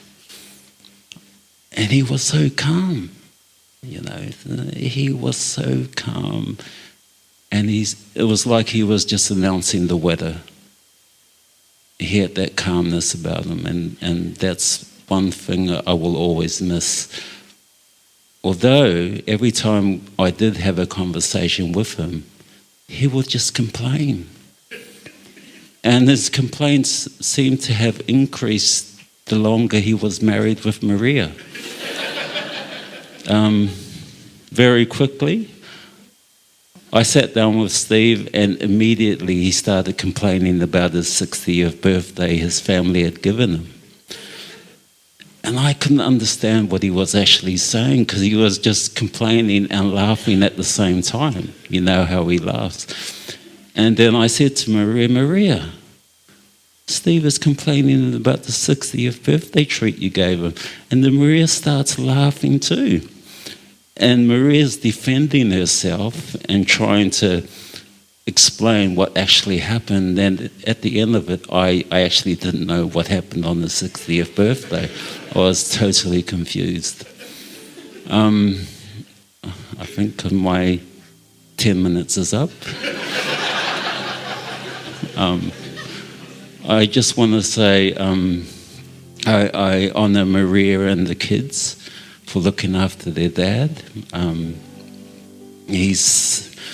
Steve for me is the old school, very proud working class man, deeply religious, always welcoming, always loving, very, very easy to talk to, unlike some cousins. Steve, I love you. I will miss you. May you rest in peace. Thank you.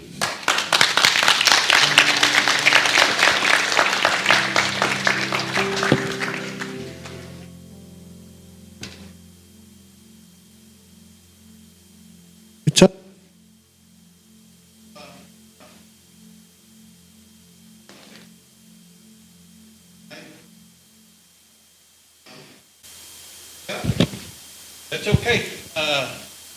I've come to accept my shortness and my little...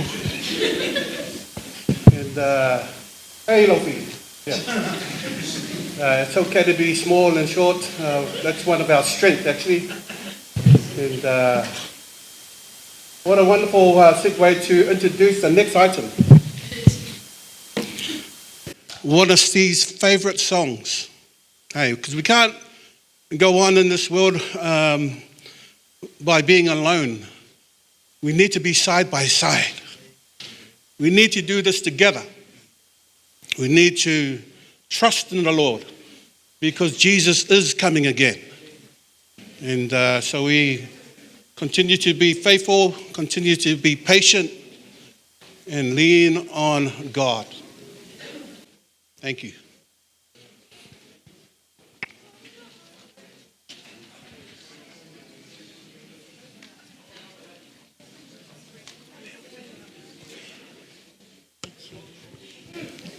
Just spread out, please. It's right across the stage. If you can just spread out, family. This is the Roberts Tuitama family. Just use the stage and spread out, and do not look like you're squashed like sardines. Just spread out, please.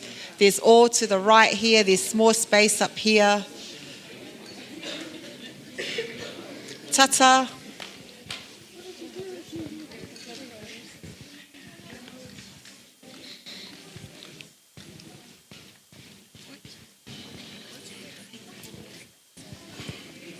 What do you mean it's you?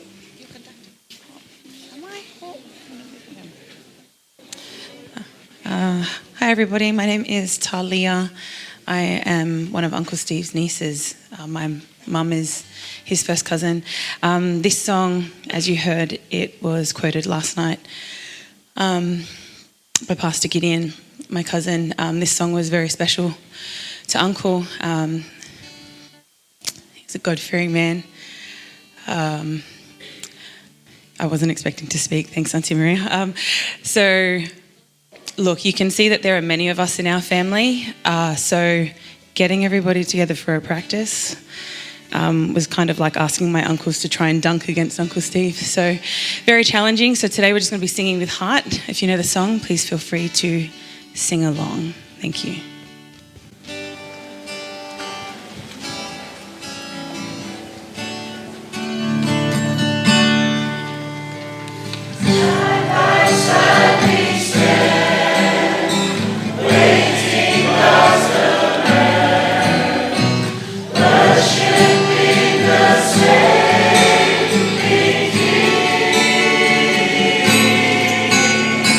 Living by His grace.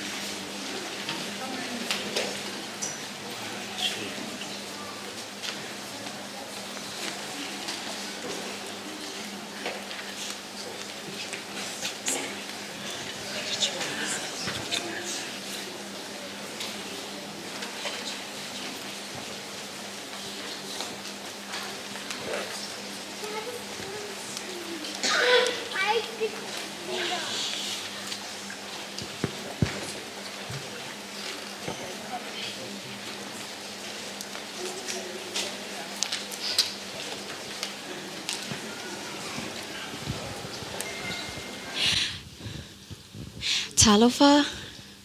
Talofa, God is good. And all the time. Yeah, mo losilafia te tatonu ia. Most of you don't know me, o lo wingoa o Helen Wolf Brown. Steve calls me Hell. O wao te sau mai tutuila, Amerika Samoa. Fia whai lava sina muli mau pupu ulava mo show cousin. I know it o yai lo wingoa I lungo le polo kalama. But fia whai sa muli mau whatatau le te mile masani o na malanga tuai e Stephen I Samoa I polo o te loa. I was listening to all the testimonies. Ia leila wa simuli mau mai Samoa. So avia ia o e whai masui e whai sina muli mau pupu lava I le teimi o whai malanga atu ia Stephen I Samoa. So o teimi umalava I malanga atu ai ia Stephen. Ia sometimes o isi teimi o atu ma noa. Oh, before umila muli mau o lo connection ia Stephen Steve, we're first cousins. His sister's o Martina, and I'm named after her. I mean his mom, Helen. So anyway, malanga atu Stephen I Samoa ia e latua Stephen I ol matofale I Lalovaya, and he always take us around with him, you know, a car ride. Ia te mi umalava mateo e te Leatuavao ia Marsha also Eldora. We're always singing in the car, and I love singing too. So e jam mama to ma noa ia ma Stephen tono Leatuavao ia around, you know, around the island. Ia uso mato pese ia. There was one time I ran away from home and Stephen was there, and I ran away. You know, te minala, it's a 5, yeah, ta fialu foi vai, that's a boyfriend. So, yeah, ol mele mali, so, okay, Stephen is there with my mom, so it's okay, you know, I can just sneak out.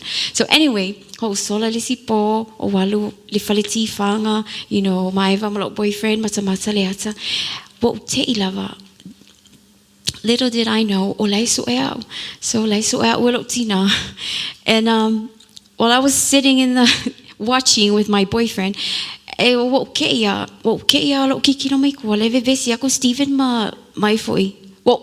was dark. So I kind of look in the back and I'm like, who's that big guy in the back there? Like ayo facility securities po you know, kind of small.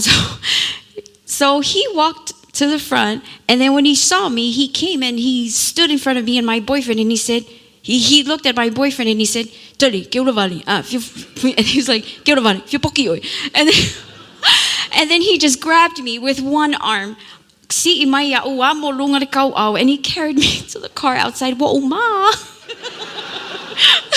was so embarrassed. And then he carried me in the car. He said, hey, we're lucky. And, you know, like, with his eyes, you go, Stephen now. So those are, you know, some moments with him, you know, memories. I love a show cousin or Stephen. Let's see memory for Stephen. Amato wo loi savai ma Stephen mama no I popua ingon mato tina. E mai o cousins e ke vai o le akopao o le maka miki afu everything e kufa o mai I ngai o cousins vo lei oi savai e alus kama Stephen e ke me koe fo I mai ai ko ale ai se mere pau. So yeah, he was very loving, you know, towards his mom's family too in Savai, and I'm so proud of him, and I'm so thankful that, you know, that I'm his cousin, you know. So yeah, thank you. God bless.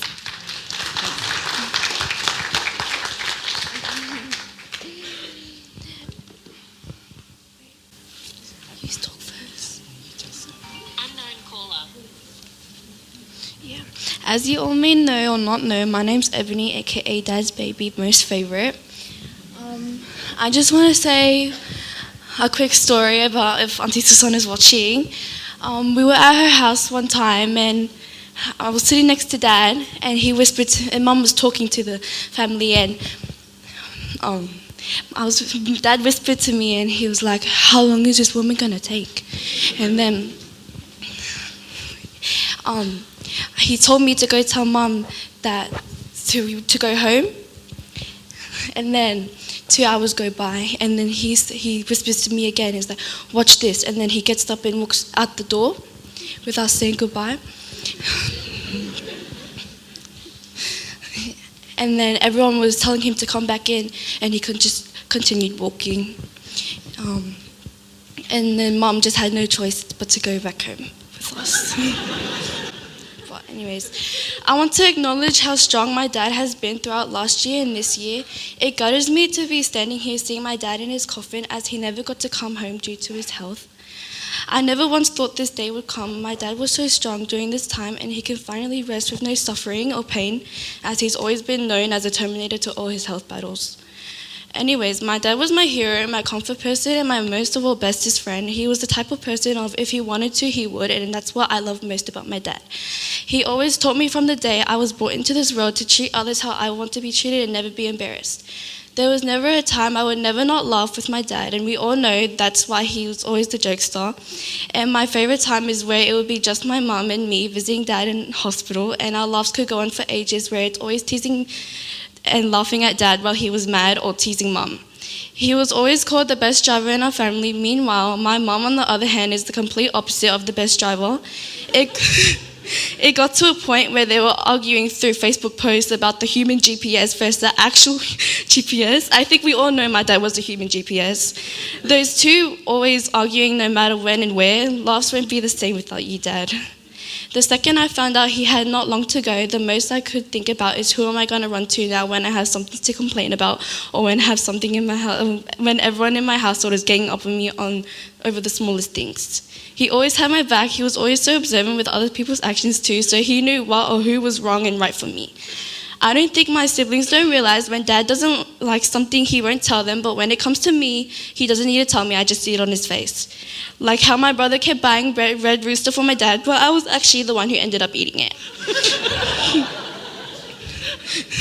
But if you know me, to my family, I have an expensive taste, and my dad would always make sure I would get what I wanted, regardless if he had $20 or not. He would find a way to put me first, especially a way for him ordering like 3 packages a week from Johnny Big. Huge thanks to his afterpay. I'm gonna miss you asking for back scratches, even though that's what I hated doing the most. Now it's what I wish I could do more often. I'm gonna miss you most, even though you said you'll miss Larice the most, but I think we all know you'll secretly miss me the most. And I'll always miss eating your food when Mum actually bought it for you when you didn't like the hospital food. I'm not only going to miss the impact he had on me, but the impact he had on others. He always found a way to make others laugh when you were mad or sad, no matter what emotion. He encouraged others to be himself and to always stand up for yourself. He always put others before himself, and that's what shows his character and who he is. I could go on forever talking about my dad, because if you know me, you know my dad.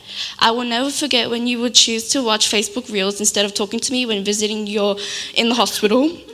You're always going to be forever in my heart, Dad, my #1 favorite basketball player and singer. We have this thing where we have this habit of when we sleep, our tongues are out. He calls me fish mouth, but I'm going to miss you, fish mouth. I'll stay strong and carry your legacy and make your dreams come true for you whilst finding more to life. I love you, Dad, till that glorious morning.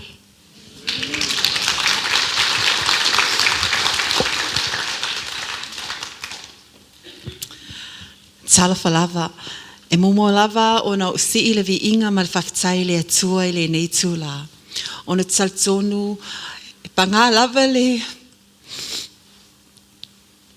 whaingatā o le malanga le uti. Ai peita e tato tsaltonu e yeile taimi to e fio mai e yeile tato matai langi. Ma tato whailoa e mo tato a inga. Whoa. I just want to have a special acknowledgement to everyone, those who have travelled interstate, overseas, those who have come near and far to honour the relationship they had with my husband. I like to acknowledge all of the ministers that you see last night, that you see here, were handpicked by Stephen. In fact, his whole program has been written by him himself. He just asked his family to execute it. And so you were very special to him. You were honoured to take part in the service of this man who loved. And I see and sense the presence of so many people who love deeply. And your love so deeply that through the gifts of offerings that you have given to our family to help with his funeral expenses when you did not have to, the food, the drop-off Costco's and everything that you've dropped off, the tents, the chairs, the coming over every day, his nieces and nephews from New Zealand and also here in Sydney, Larisse and Brooke's friends, my friends, our families, the Roberts, Tuitama, the Alva'a family, the Vala'au family, the Apulu family, the Talaimanu family, we are forever grateful for the love, because love in action is true love. And so I want to say thank you, thank you, thank you from the bottom of my heart for everything that you guys have done so far. Today I want to share with you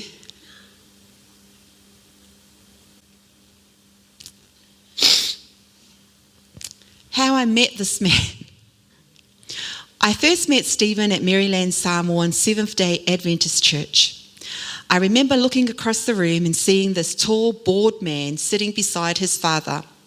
Let me be honest, he was hard to miss. Tall, handsome, and had a really big smile on his face and a very shiny head. I leaned over and whispered to my best friend, he would be a good catch for you because you guys are both the same sizes.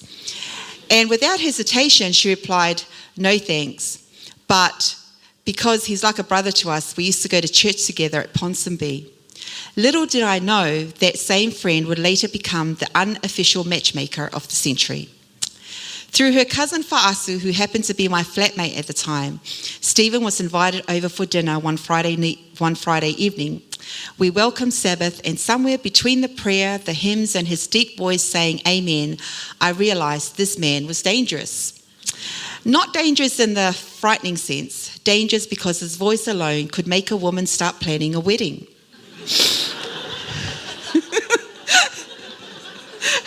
That was from him.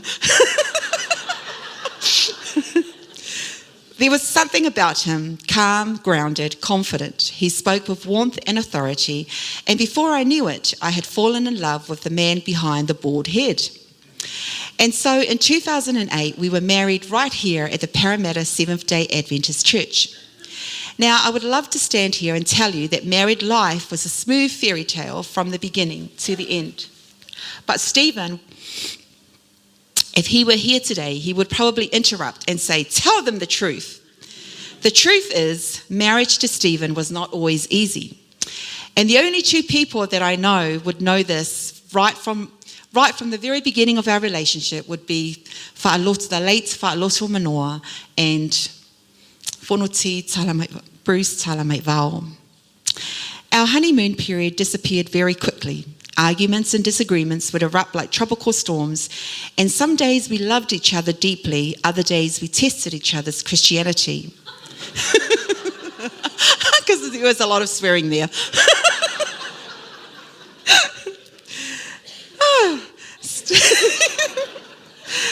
Stephen was strong-minded. I was also strong-minded. He liked the last word. Unfortunately for him, so did I.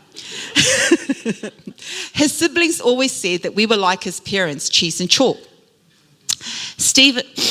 There were moments where our house sounded less like a peaceful Christian home and more like the State of Origin commentary, loud, passionate, emotional, and absolutely nobody willing to back down. But through every challenge, God carried us, and somewhere along the way, health, beneath the arguments and stubbornness, was a deep love that refused to let go. One of the greatest blessings of our marriage came in 2011 when God entrusted us with a beautiful baby girl for our Moli Ebony at just about 4 weeks old. Ebby changed everything. She softened our hearts, reshaped our priorities, and brought healing into our home. I often say that she saved our marriage because from the moment Stephen held her, something changed in him. The tough, strong, fearless man became completely wrapped around the finger of one tiny little girl. Stephen stayed home with Evie for an entire year while I worked, and the bond they formed was something truly special. He fed her, changed her, soothed her to sleep, carried her everywhere, and proudly embraced the role of a full-time dad.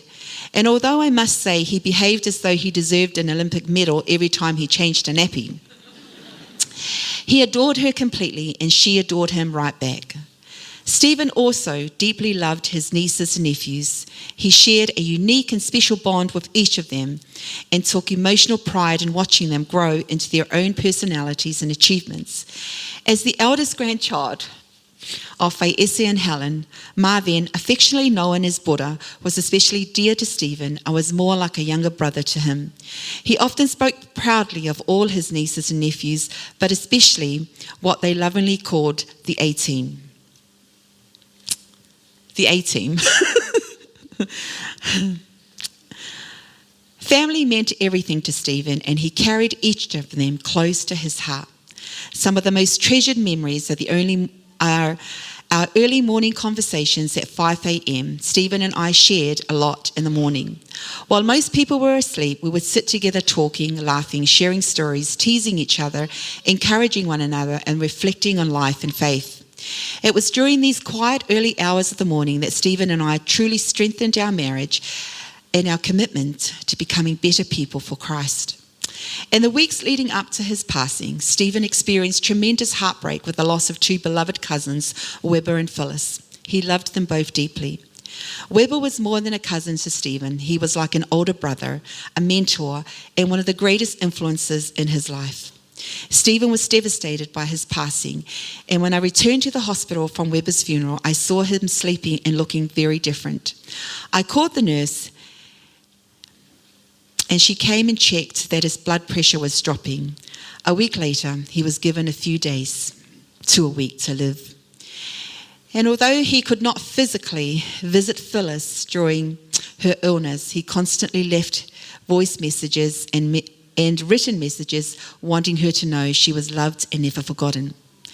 It is difficult to comprehend that God called all three of them home, only a week apart from one another.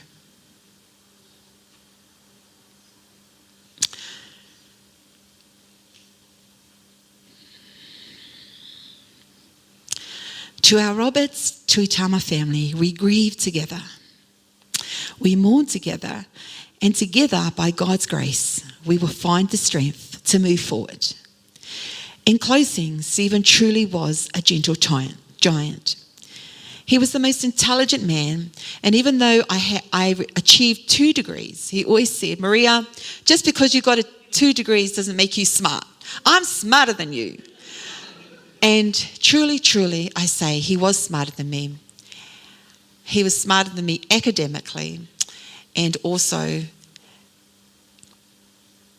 in the experiences that he held and the knowledge that he had in a lot of things. My husband was a very intelligent man, and he didn't need to have a degree to define that.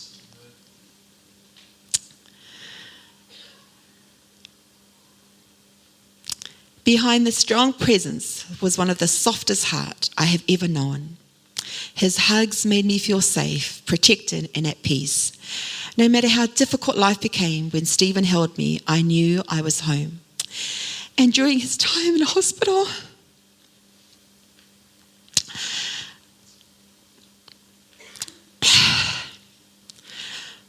we often repeated one phrase to each other until the end, and we would hold each other's hands and would look at each other's eyes and would say, until the end.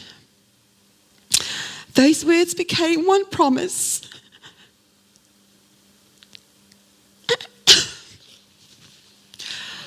A promise of loyalty, love, faith, and commitment. A promise that we believe in the resurrection and that in Jesus we have hope that we will see each other again. And Stephen, my love, you kept that promise until the end.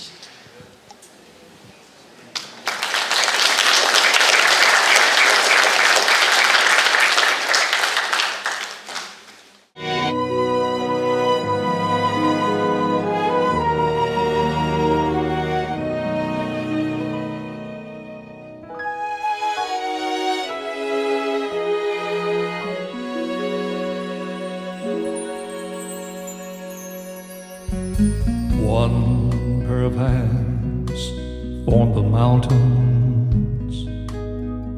One pair of hands formed the sea. One pair of hands made the sun and the moon. Every bird, every flower, every tree. One pair of hands formed the valleys, the ocean, the rivers, and the sand. Those hands are so strong, so when life goes wrong, put your faith into one pair of hands. One pair of hands heal the sick. One pair of hands raise the dead. One pair of hands calm the raging storm, and thousands of people were fed. One pair of hands said, I love you, and those hands were nailed to a tree. Those hands are so strong, so when life goes wrong, put your faith into one pair of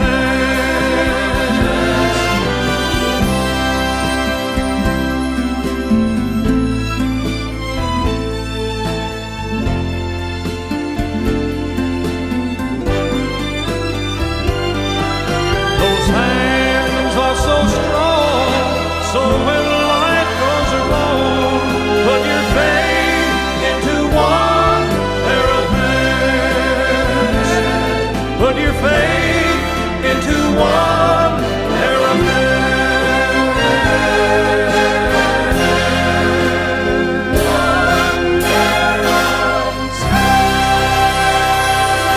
We will have just one more day.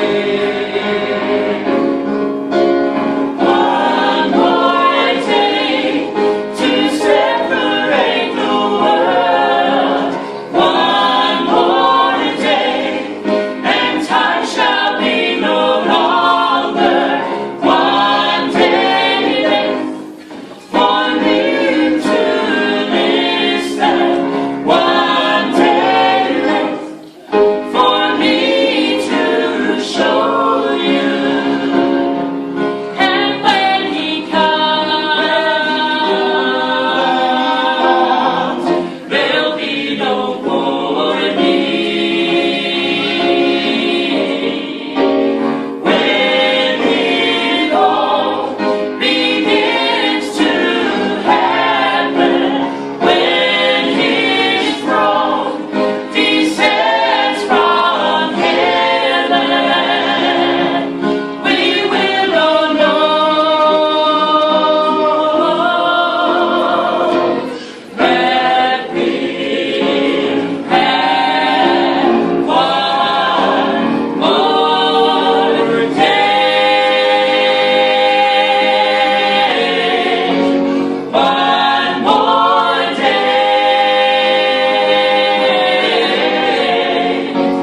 One more day.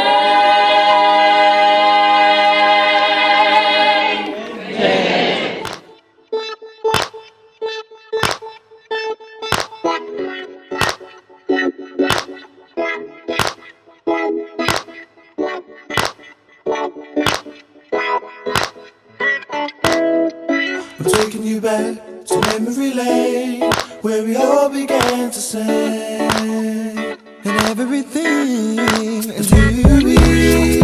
We're taking you back to memory lane, where we all began to sing, everything, something. You are so incredible, and I can't stop thinking about you.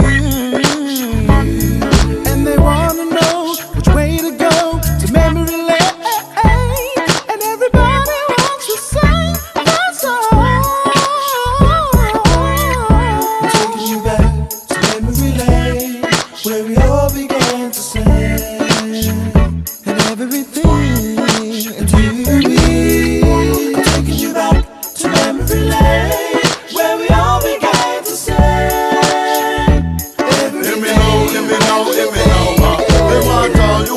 for me and my boy Samson. I since and I probably when we're such a young lad in the beginning. When me was a little seedling, me have to make to mingle with the other kids easy. But me make friends for God, turn me enemies. Not into black dogs, but like Balamis. All over me cool day out and weekly. Play them up, but me sure we got take feedback. Then me wasn't into girls, me just wanted to make lots of money. Me have to think twice about me future, but all me really wanted to do is sing. Let me sing. I'm taking you back to memory lane, where we all began to say, and everything and me. I'm taking you back to memory lane, where we all began to say, everything, everything, yeah.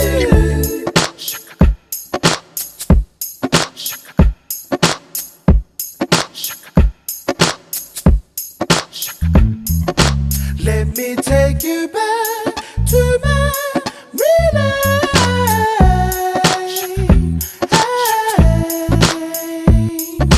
Let me take you back to my relay.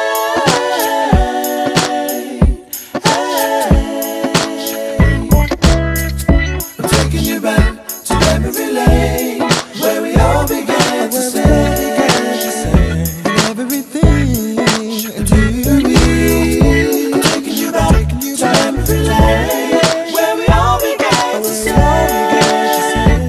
everything, everything. I'm taking you back to memory lane, where we all began to say,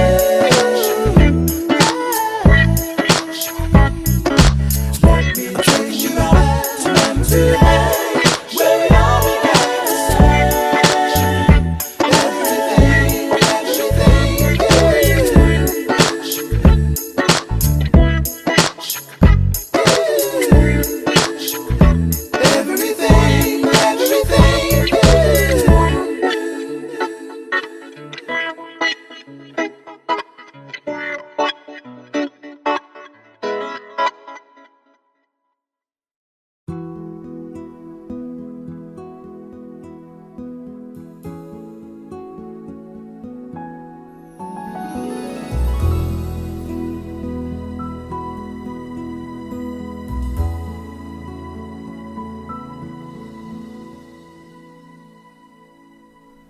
Love, soft as an easy chair. Love, fresh as the morning air. One love that is shared by two. I have found with you, like a rose under the April snow. I was always certain love would grow. Yeah, love, ageless and evergreen,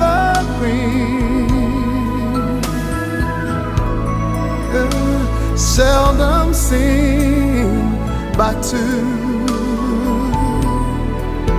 So you and I,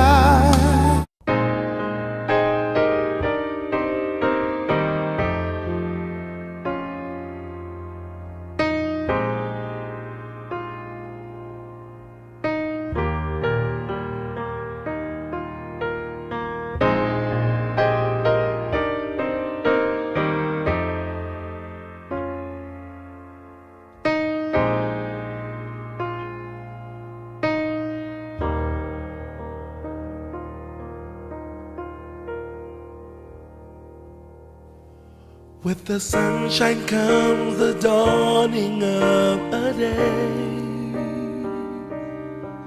Still another dream has come and slipped away.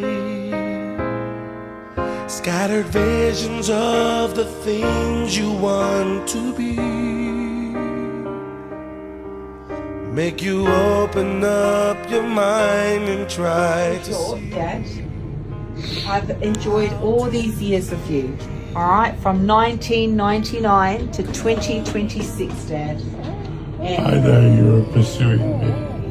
no, I think you chased me.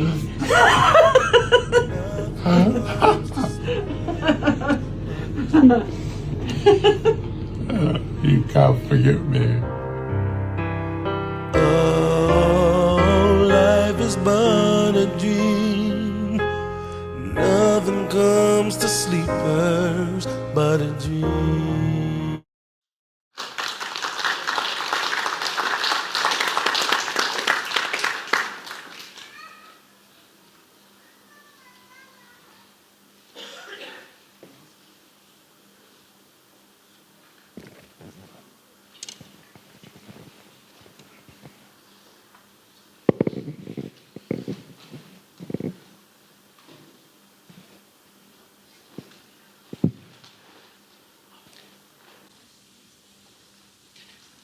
Just sitting here this morning and listening to all the testimonies and just to watch the life sketch of this great man, Steve, what a major impact that he had to many lives. Leatuavao, Taimi Uma, God is good, and all the time, not only God that is good, He is faithful, He is merciful, He is gracious, He is a provider, a sustainer. In fact, God is a loving God. The church say amen. This same God who had walked with Steve throughout his storms and throughout the calmness of life, He is alive, alive forevermore. Yeah. O te tui whātalo whātur, the mamaru ma le pa'i le tātou au whiene tūlā. Greetings and warm welcome. Wa whirwhiria I le sunga whailaunga o le tātou tusi whaitau. O le a maua lea o le tusi o iopu, o lona matau mua whaipo luasfulu se o luasfulu mai lua. Our scripture reading this morning is found in the book of Job, chapter 1, reading from verses 20 to 22. Before I read, allow me to say prayer. Father in heaven, Lord, as we read your holy scriptures, may your Holy Spirit move our hearts and mind. In Jesus' name, amen. Ona tūla ia I lea o iopu, masaei lona ofu, matafi lona ulu, ua whapa o ia ile ele maifo. Ua whai atu whai o ia, nau sau le lava mai le manawa lo tina. O le a o whai atu e ai ua le lava. Nā whai ina mai le e Iova, ua ave ese ina whai e Iova. Ia whamanuia ina le suafa o Iova. Ua leanga sala iopu I nā mea uma, ua nā ia tau vale ina whai le atua. Then Job arose, tore his robe, and shaved his head. And he fell to the ground and worshipped. And he said, naked I came from my mother's womb, and naked shall I return there. The Lord gave, and the Lord has taken away. Blessed be the name of the Lord. In all this, Job did not sin nor charge God with wrong. I whamanuele tu le whaitauna na whionga.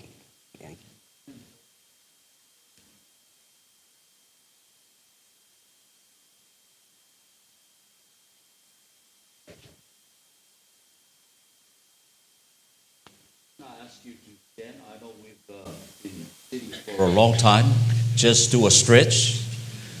We're supposed to finish at 1 o'clock, so we've still got about half an hour. So praise God for that. Just turn around and stretch your arms. And then you can, when you feel comfortable, just sit down. Yep. Whatalofa atu I le paia ma le mamalu o le afia ai meise le paia ma le mamalu ainga na lua. It is a great privilege and a pleasure to know this great man, Steve. And it is really a great privilege and a pleasure and an honor to be speaking at a funeral of a great man. You know, I've really been blessed to know Steve and Maria and their family. And I've been along their journey with their children. And so I've really been blessed. And I've got to know some of the families as well. I know we bump into Marvin most of the times when he comes to visit Steve in the hospital. So, yes, I'm really blessed and honored.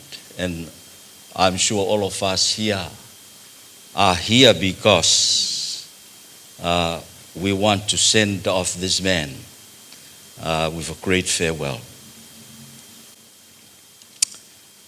I've titled my talk today, Life is About Vibrant, Healthy, Happy Relationships. How come you're not saying amen? Life is about happy, vibrant, healthy relationships. Amen? It doesn't matter if every other thing in your life is working, but if your relationships aren't working, things aren't working well in the background. Things might appear they're working, but they're not. So that's the title of my talk today.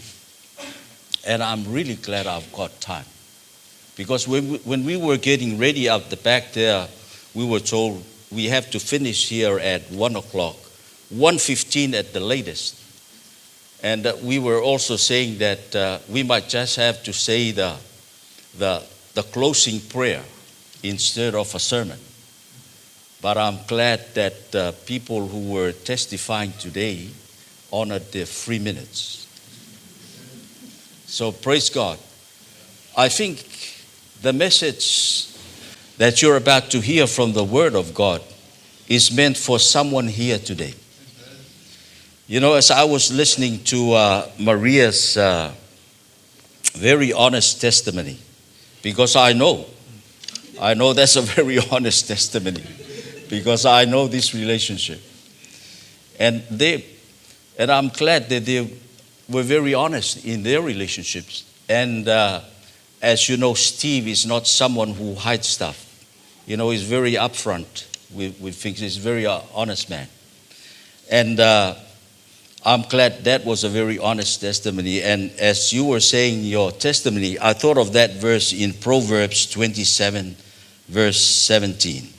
It says, as iron sharpens iron, so one person sharpens another. Amen? Now, if you are in a relationship and it's not going as good as it should be, remember the reason why that person is in your life is to sharpen you. Amen?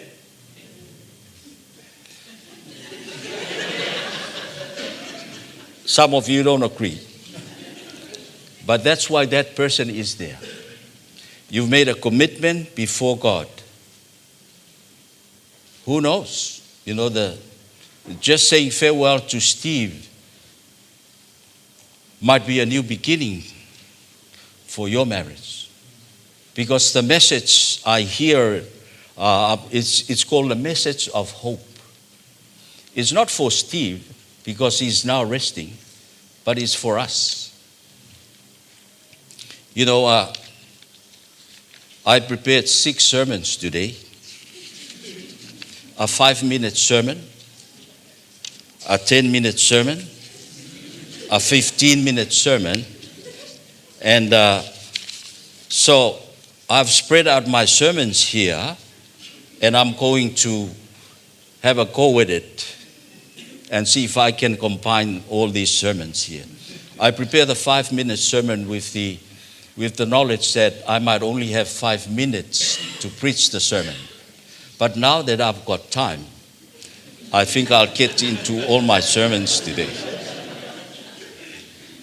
Now, the reading that we had today is from the book of Job. And this is something I really want us to really have a look at it today. It says here, you all know the story of Job.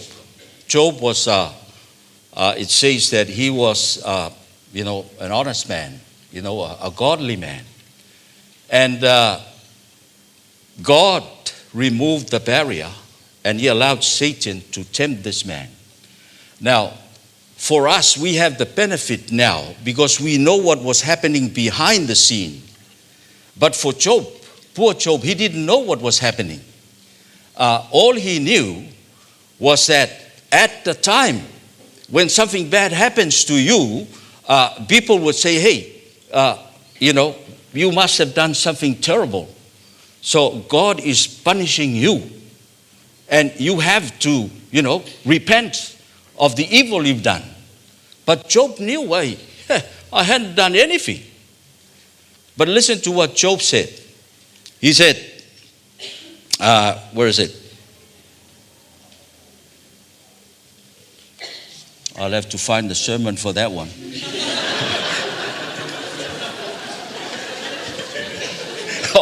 Well, he actually said, I came into this world naked, and I'm going naked.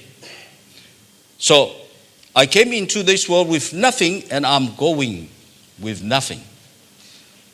The Lord gave, and the Lord has taken away.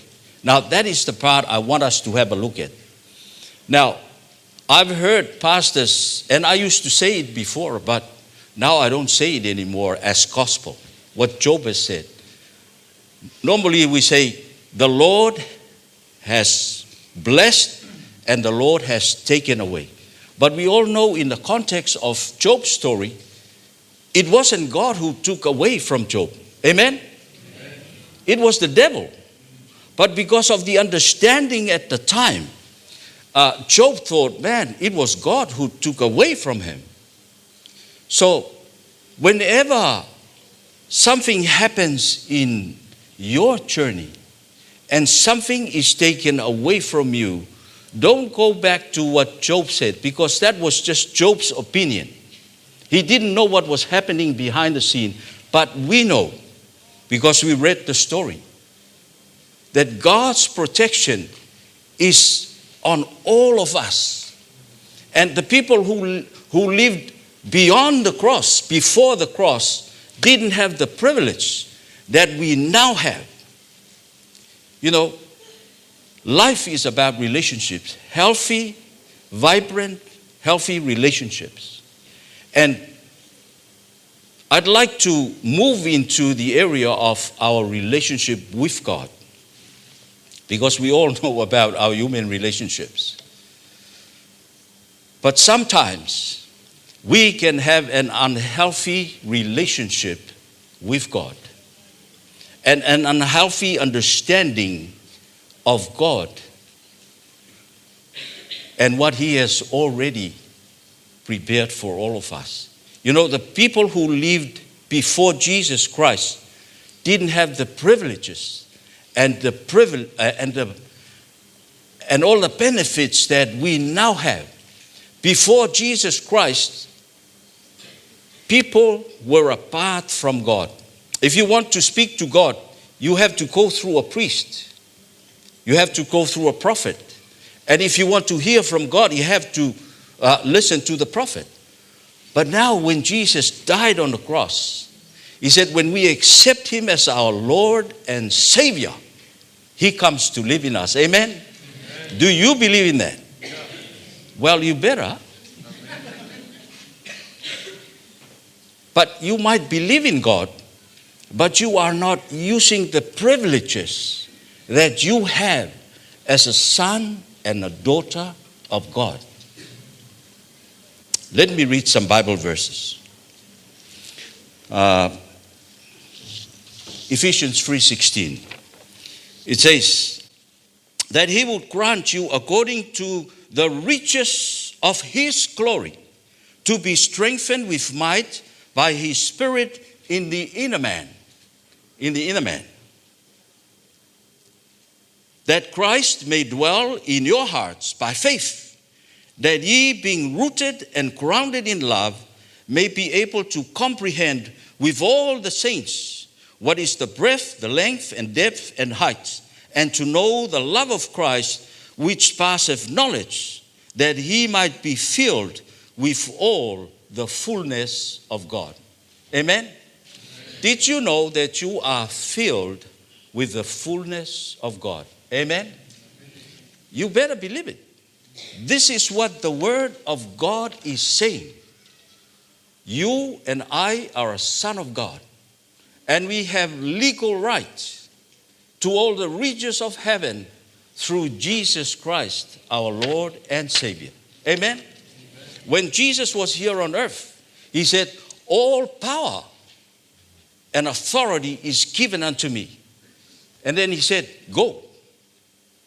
I've given you that authority, and you go and make disciples.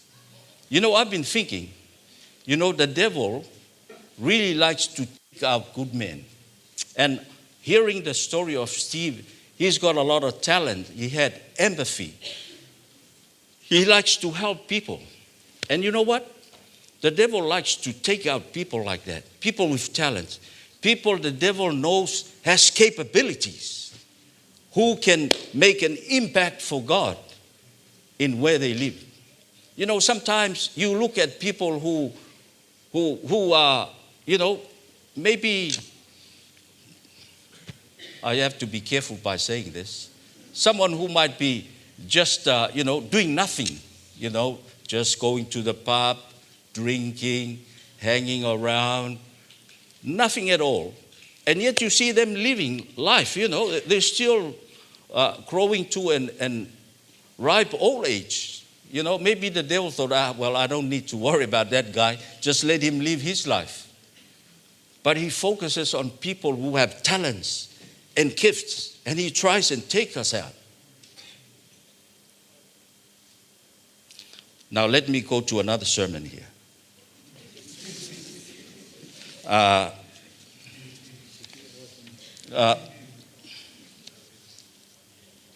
1 Corinthians chapter 10, verse 5. If someone has I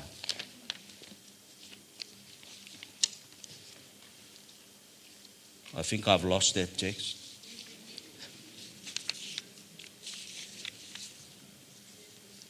First Corinthians chapter 10, verse 5. Can someone find a text there and read for us? Okay, let's. It says, oh no, that's not the. I think it's 2 Corinthians chapter. Is it 2 Corinthians chapter 10, verse 5? Right.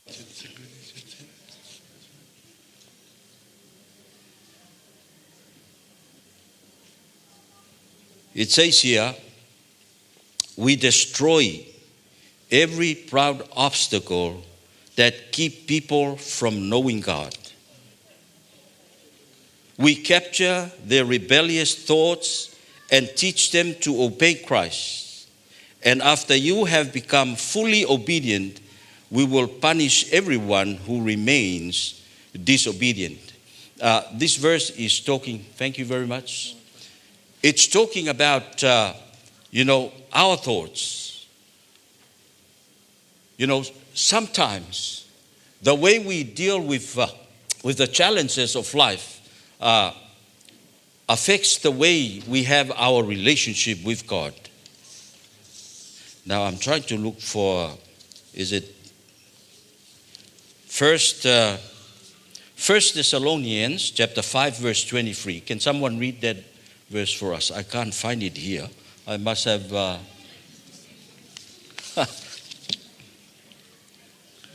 1 Thessalonians 5:23.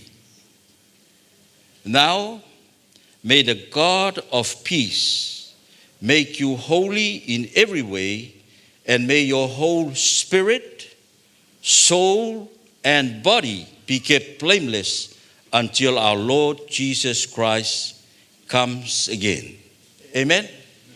It talks about you and I as human beings who has a body, a soul, and a spirit. You know, all of us are believers in God. Amen? And I'm glad the Samoan people, you know, if you were to type Google on the net, who is the most Christian country in the world? You know what country comes up? Samoa. It's 100% Christian country. And why did I mention that? Because we have worshiped God. And we believe in God. But we're not taking our identity in the Spirit. See, our identity in the Spirit is that God comes to live in us. And through His presence in our lives, we become powerful. And here is the part that we need to look after. We need to look after our soul and our body. You know, sometimes we ask God, God, please can you heal us? Now that's the part. The body is the part that you and I have to look after. We have to look at it and govern our lives with the laws that God put in place. Your life and my life is governed by laws. And as much as we believe in God, God is saying, look after your body. Because your body is my temple. And it says that those who don't look after God's temple, God will destroy. It's in the Word of God. Now, God doesn't really destroy us, but we self-destruct. You know, when you order a car, the car comes with a manual. Is that right? And in it, it tells you the kind of oil you put in there, the fuel. But how many of you read the manual? We don't. Because we know the kind of oil. But if we don't look after our car, what happens? We destroy our own car. You know, God, when He created us, He sent us a manual. It's the Word of God. And in the manual, it helps us deal with our relationship with God, but also with our relationship with our fellow man. And I believe one of the greatest downfall in why we don't have happy, vibrant, healthy relationship is because we don't have a great relationship with God. Amen? When we have a healthy relationship with God, we'll have a healthy relationship with ourselves. And then in the end, we'll have a healthy relationship with others. And so many times in our journey, we're trying to fix the third level of relationships. We're trying to deal with the problems, but we're not fixing the root of the problem. May I suggest, if your relationships aren't working well, I would suggest you look at your relationship with God. You know, sometimes we get confused. But when we have that relationship with God, God will give us clarity of mind and vision. He'll give us clarity of purpose. And things will begin to fall into place in our relationships. Because the devil wants to destroy our relationships. Because he knows when we our relationships in the physical realm is destroyed, we can't really do much. Because we are so focused on trying to fix our relationship, there is no time to do the work that God has called each and every one of us to do. It doesn't matter what work you do. You and I are an ambassador of God's kingdom. Amen? You've got talents. And sometimes the pastor only looks after the people in the church. But where you are in your workplace, that's where God has called you. Always be mindful that you are a son and daughter of God. The pastor can't do the work where you are in your workplace.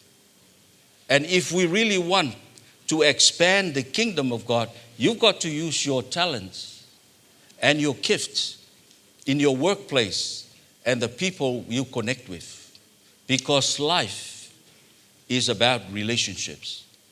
And the healthier your relationship with God is, the healthier your relationship with your spouse, with your children, the people you live with. Life and death is in the power of the tongue. Proverbs 18:21, it says, life and death is in the power of the tongue, and they that love it will eat the fruit thereof. You know, in the Word of God, there is the Logos. The Logos is the written Word of God. But the Rhema is the spoken Word of God. You know, in the book of Revelation, it talks about Jesus Christ riding on the horse, and he had a sword in his mouth. How can a sword be in the mouth when a sword should be held in the hand? Because it is the Word of God. You and I are soldiers of the cross. And we don't fight the enemy. We don't fight people. People aren't the enemy. The devil is the enemy. It says, for we wrestle not against flesh and blood, but against principalities, against powers in the forces of darkness. You know, the forces of darkness are right here.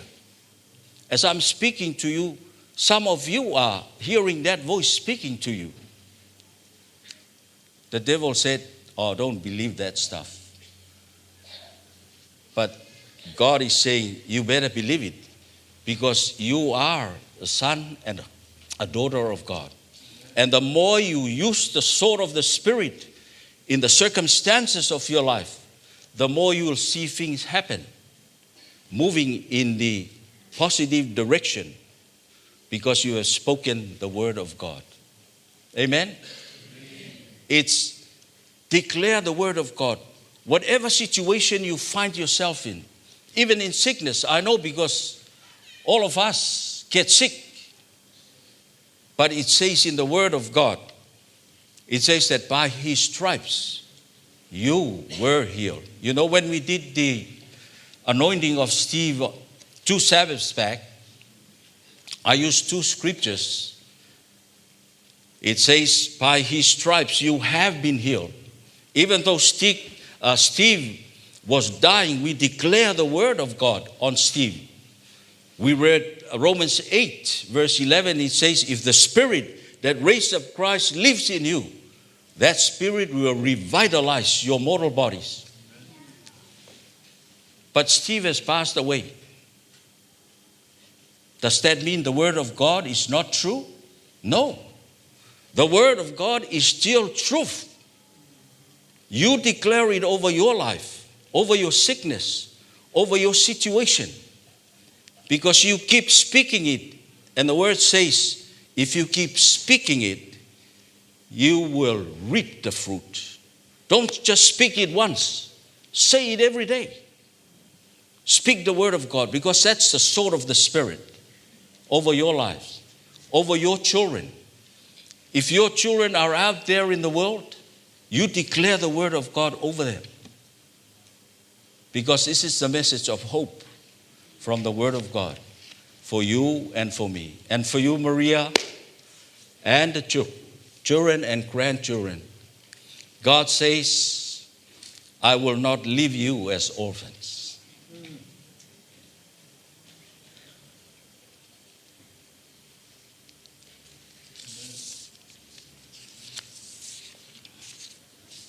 He said, I will never leave you. I will never forsake you until the end of the ages.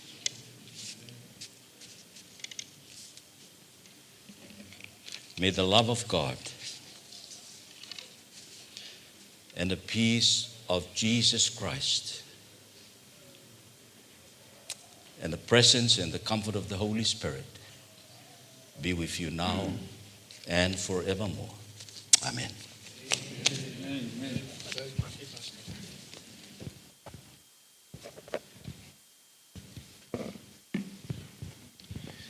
Amen. Thank you, Pastor Tuni, for sharing with us the word of the Lord for our lives. What a comforting message. What a comfort to know that we have a friend in Jesus.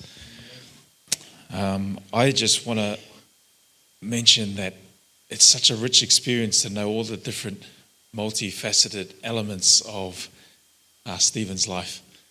I've been blessed to even understand some of the things that we didn't know before this service, and it's a joy to celebrate his life together. We're going to sing a song together as we finish this service. The song is pretty significant because the starting word says, when the roll is called up yonder, or when the trumpet of the Lord shall sound, and time shall be no more. And that trumpet is pretty significant. Stephen played a trumpet. There's going to be a trumpet that Jesus will play when he comes back again. And that's going to be when that resurrection takes place. His voice is going to emanate out across the world. The resurrection is going to take place, and those that are dead in Christ, the Bible says they will rise first. So we praise the Lord for this wonderful song that reminds us of that hope that we have in Jesus.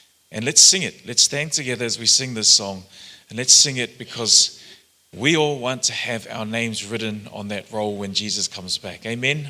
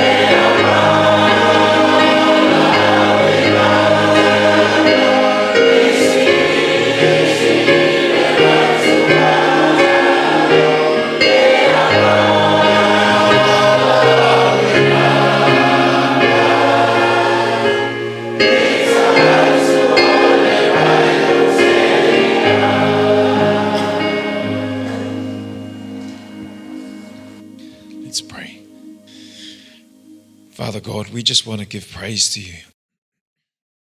In the midst of our grief and in the midst of our loss, you haven't changed. You're still worthy of praise. You're still worthy of honor. You're still full of life and hope and love. And your love and your grace is what saves us and is what is going to take us through to the end of this world. So we want to give you praise, Heavenly Father. We thank you so much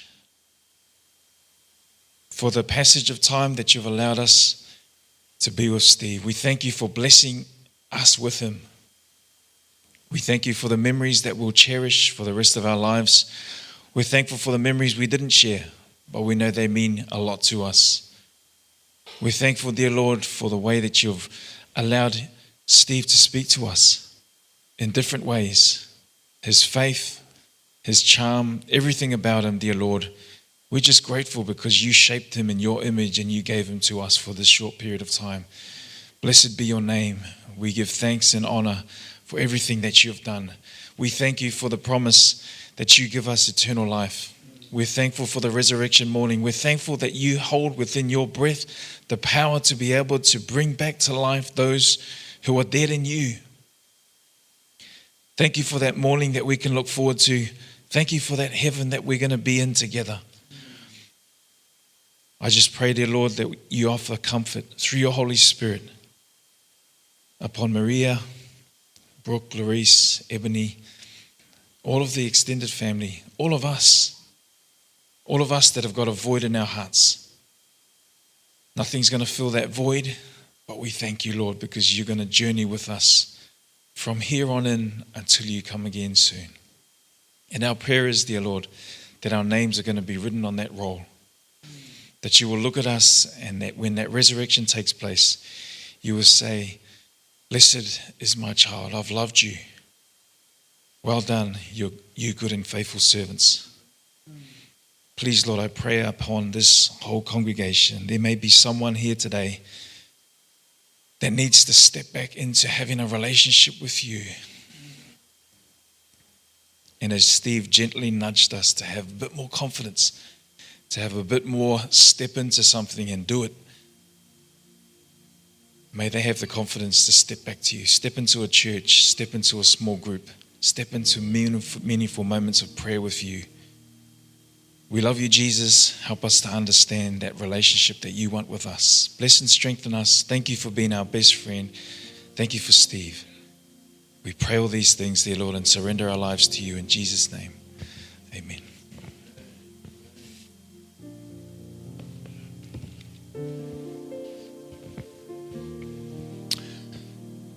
Well, let's please remain standing while we take Steve out to the hearse, and we invite you all to join us at the Castlebrook Memorial Park at Rouse Hill.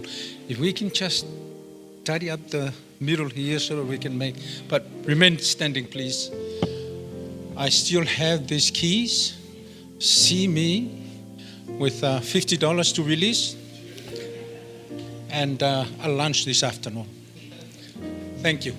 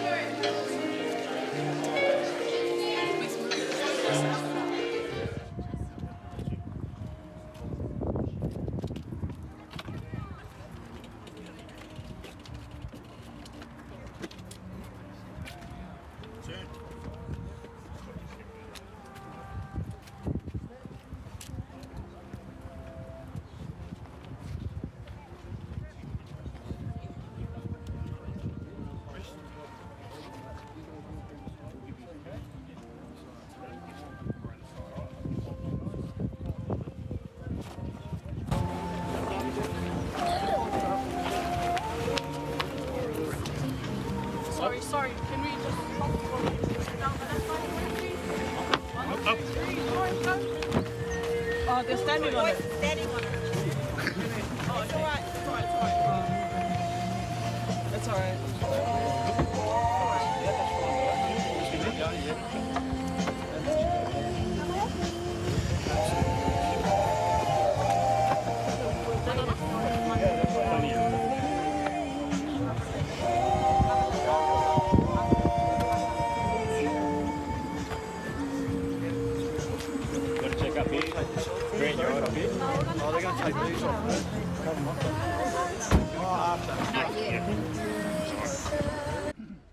Welcome everyone. Move a bit closer because we're going to sing a song, and we want to have a good combined choir here to send Steve off. We know he's a man who loves music, and we'd like to sing this, The Wonder of It All. But welcome. Thank you for being here. Let's begin with a word of prayer. Let's pray. Heavenly Father, even though our hearts are saddened because we've said goodbye to one of your heroes, we've heard the testimonies of how he has lived his life, and he has lived a good life. He has been a great son of yours. He has been a great ambassador, because a lot of lives here have been impacted, and they are here to testify of what he has done. And I pray that Steve's work will continue to live on in the lives of people he has impacted. His memories will stay with us. And as we send him off today, and as we lay him in his permanent place awaiting your return, we just want to thank you and praise you for the hope that he is sleeping with, that hope of one day seeing Jesus Christ coming in the clouds of heaven. Father, we ask for your blessing on this service. We ask for your blessing on Pastor Asufitu as he shares the message of hope with us. And may we all join together in sending him off, knowing that we will see him again when Jesus comes. What a glorious morning that will be. And we pray this in the wonderful, mighty, victorious name of Jesus Christ, our Lord and Savior. Amen. Well, let's all sing together, The Wonder of It All. There's a wonder of sun and evening, the wonder of sunrise I see, but the wonder of wonders that thrills my soul is the wonder that God loves me. Oh, the wonder of it all, the wonder of it all, just to think that God loves me. Oh, the wonder of it all, the wonder of it all, just to think that God loves me. There's the wonder of springtime and harvest, the sky, the stars, the sun. But the wonder of wonders that thrills my soul is the wonder that's only begun.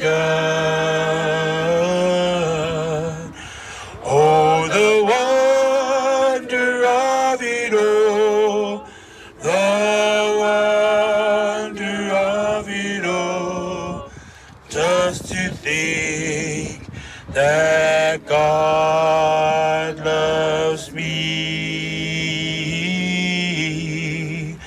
Oh, the wonder of it all.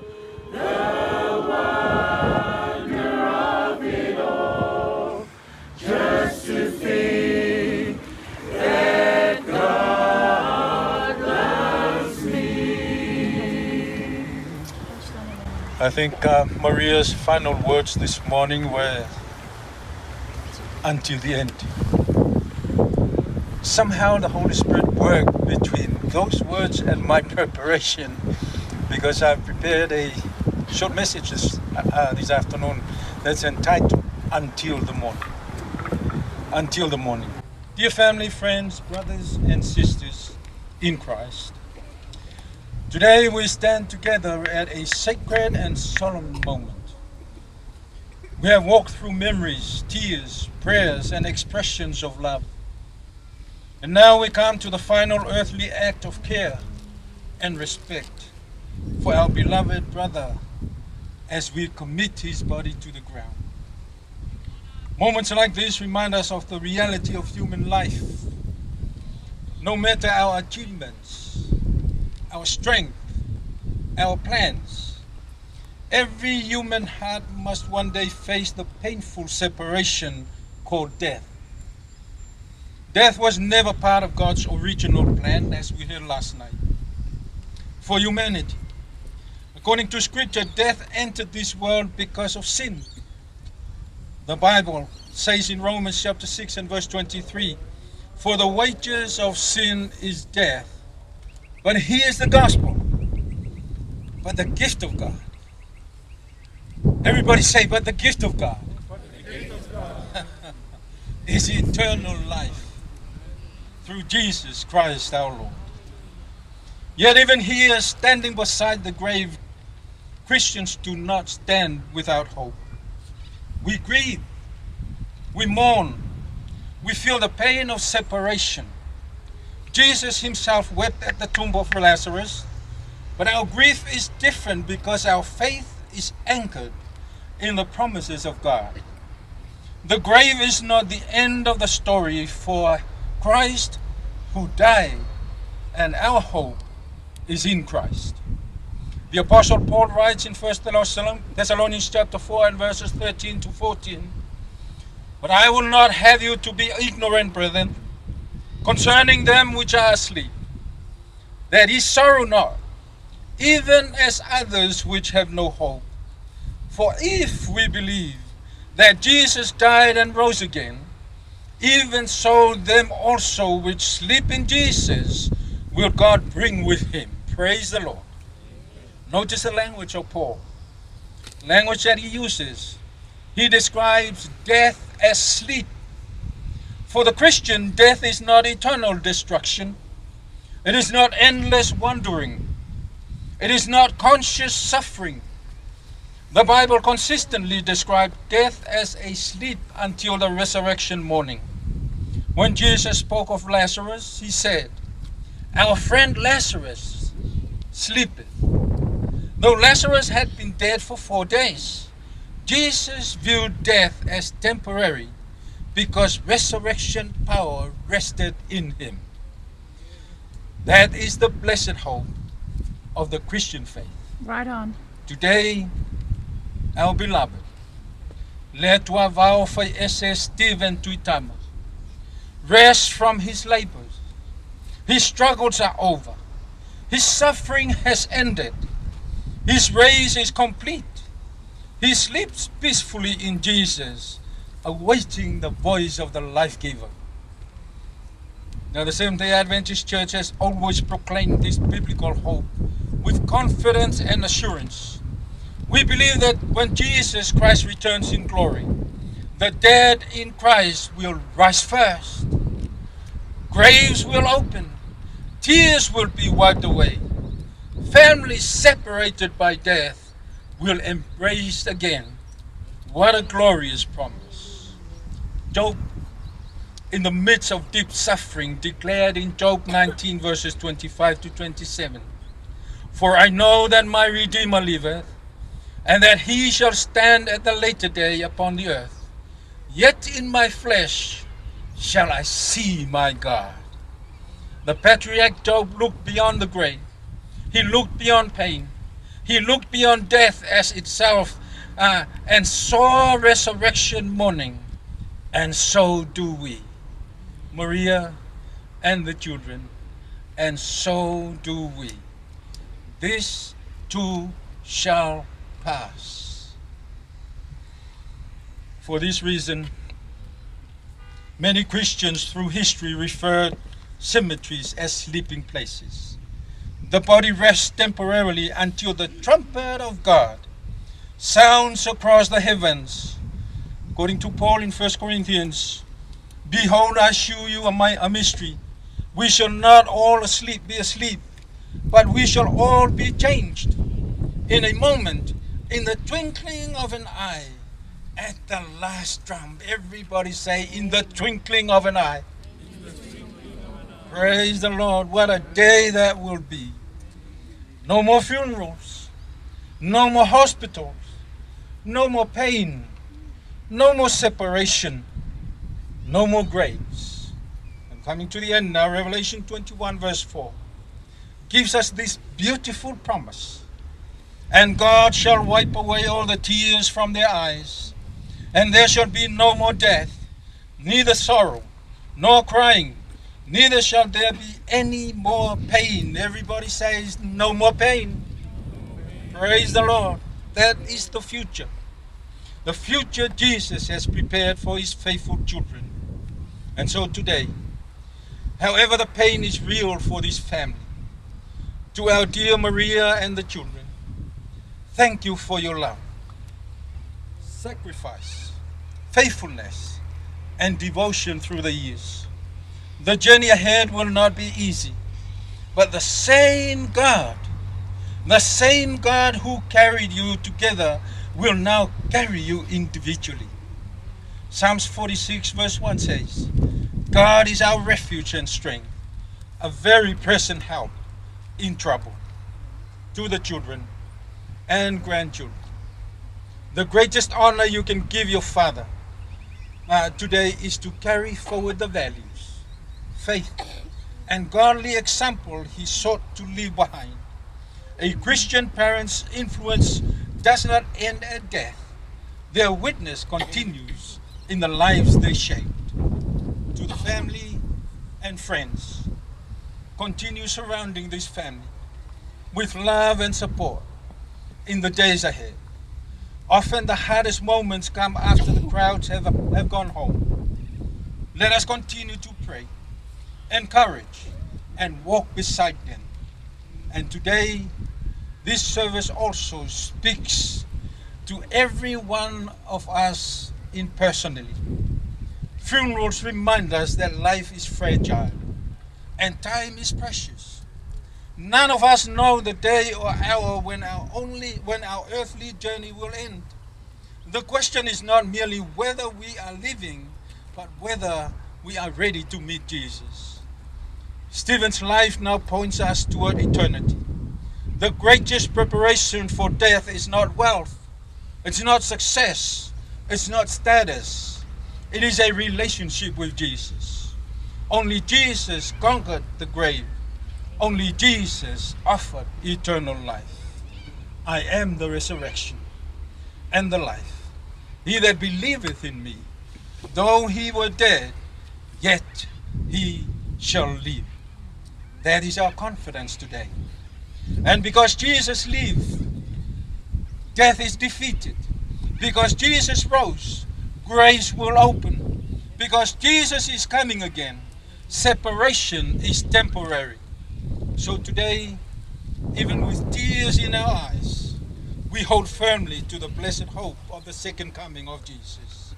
One day soon, the eastern sky will open, the trumpet will sound, Jesus will descend with power and glory, and those who have fallen asleep, including Leatuavao Faiese, Stephen Tuitama, shall rise again.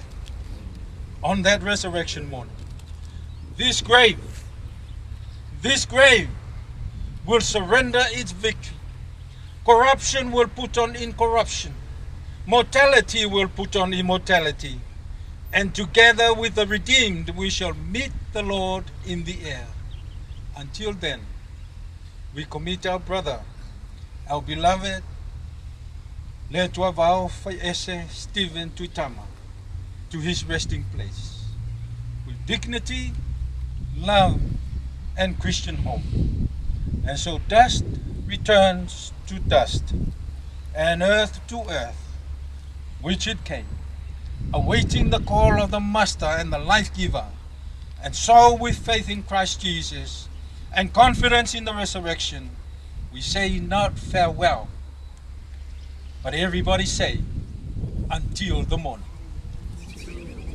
Until the morning. Praise the Lord.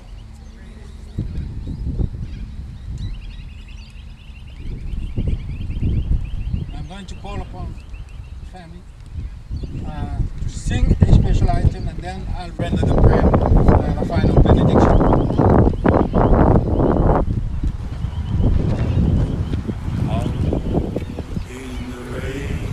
By your side, I'll cling to the wall of a loving hand. I'll do anything to help you understand. I love you more than anybody can. If you know it, please join in. And the wind will whisper your name to me. Little birds will sing along in time. The leaves will bow down and you walk by, and morning bells will chime. I'll be there when you are feeling down,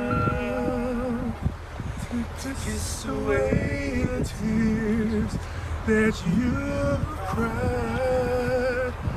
I'll do anything to help the happiness I found, a reflection of your love in your eyes. And the wind will whisper your name to me. Little birds will sing along in time. The leaves will bow down when you walk by, and morning bells will chime. And morning bells will chime. And morning bells will chime. Let's pray together.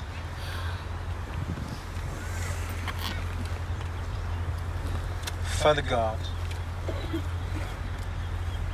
in our brokenness and the shattered of our dreams and our hearts, we stand beside this grave. But deep down in our hearts and in our minds, we know that you are with us. And so we turn our eyes towards heaven and say, thank you, Jesus, for that hope on the resurrection morning. We want to thank you for the life of Stephen. We want to thank you for he's been a gift to the families, to the community, to the church. We want to thank you, Lord,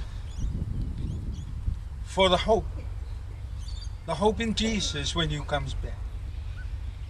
So as we lay him today, we know that this is only but a time.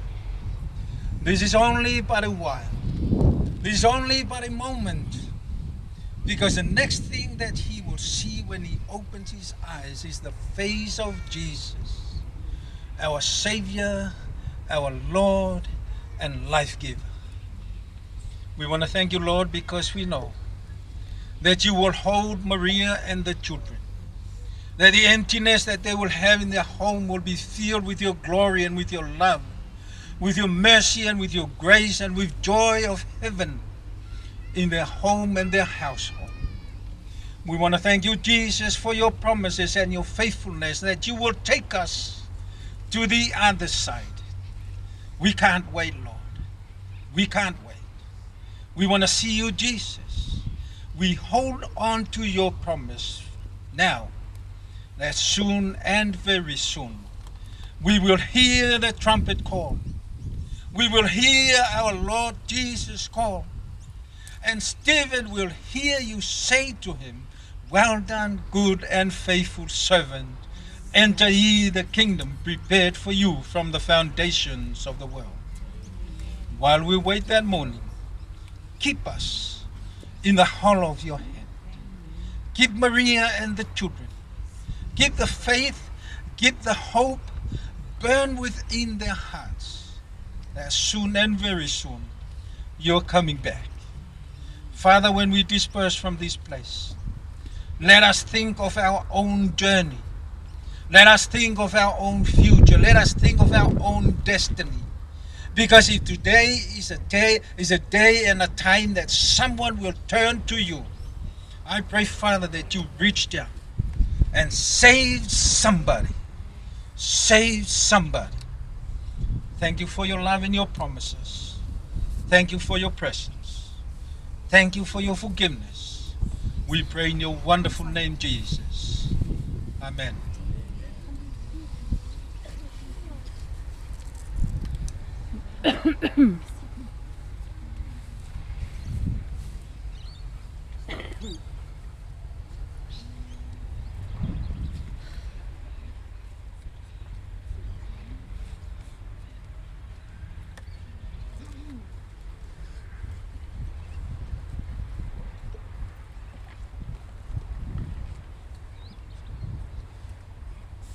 Sorry, family.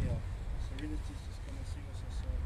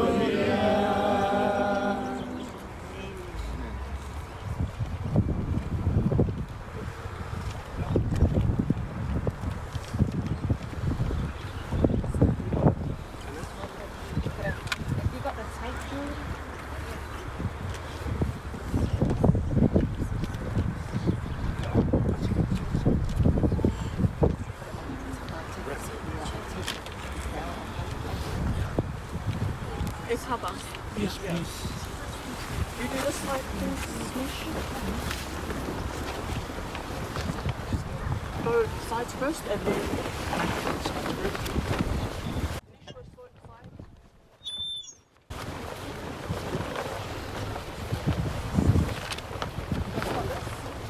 Hold on.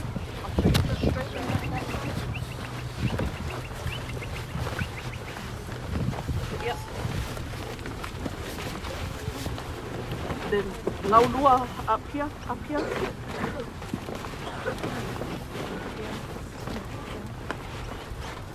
And then the flowers.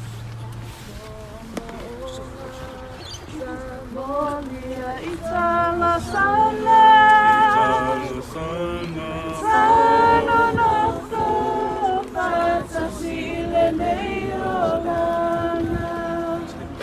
aole nei, wala awina ole. Right, the blankets, Nathaniel, the blankets from the churches.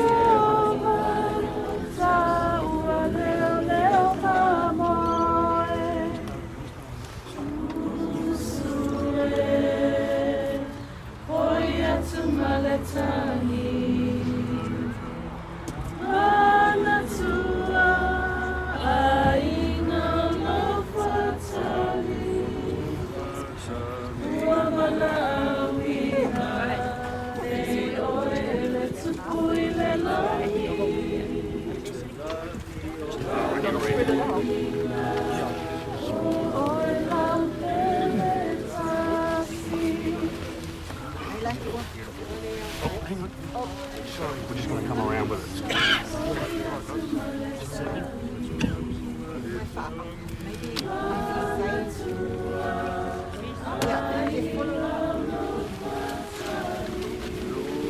Vola uma.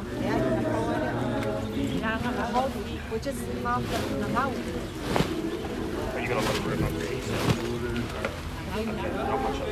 You pop those ones over it, just drape, just drape it over it.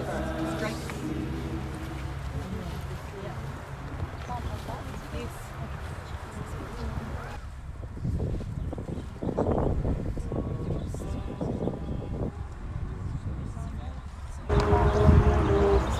Just drape it, 'cause it might ask the guys. Is that enough? Would it fit?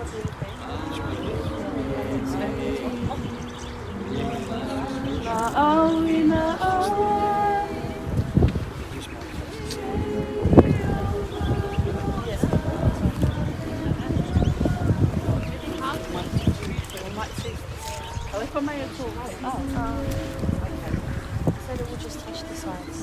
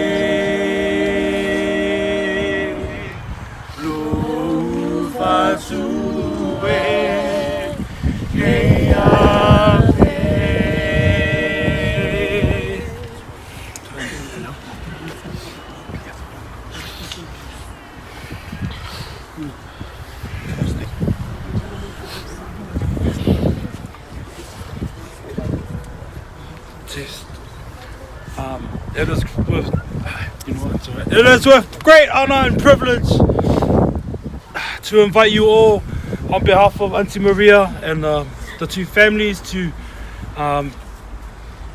test me. To invite all of our friends and family to Uncle Steve's wake, which will be at the Marsden Park,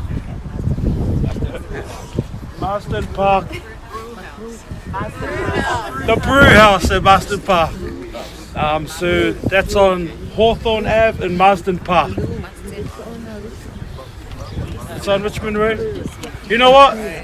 We'll all just meet at Marsden Park. I'll give you guys a race and we'll meet you there. It doesn't start until 4 o'clock. But it doesn't start until 4 o'clock. But they can be there at 3:30. But you can be there at 3:30.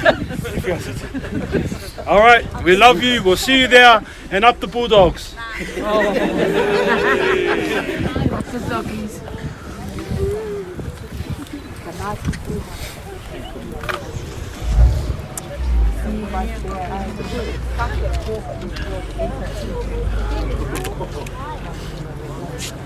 Hasta la vista.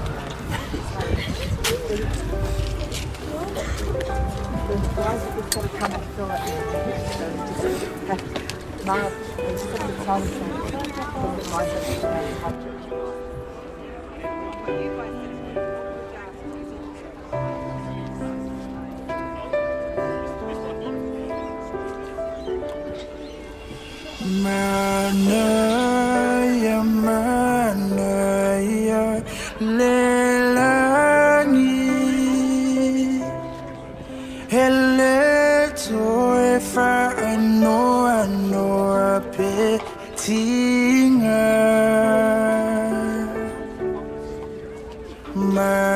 Manaya, manaya, lelangi.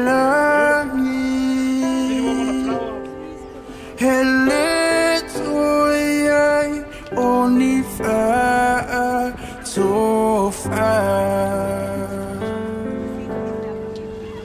Fa'alomo ile ai manaya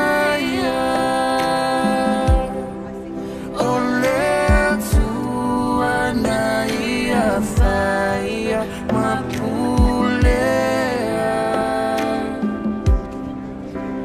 fai mai ona vai manaya.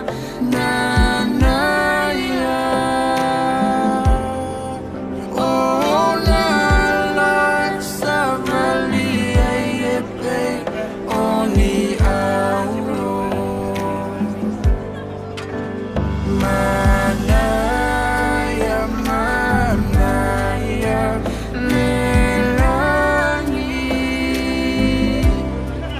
Hele toe fa ano petinga.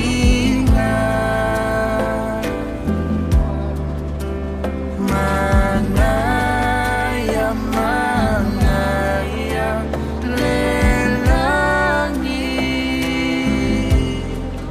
Hele toe oni fa to fa.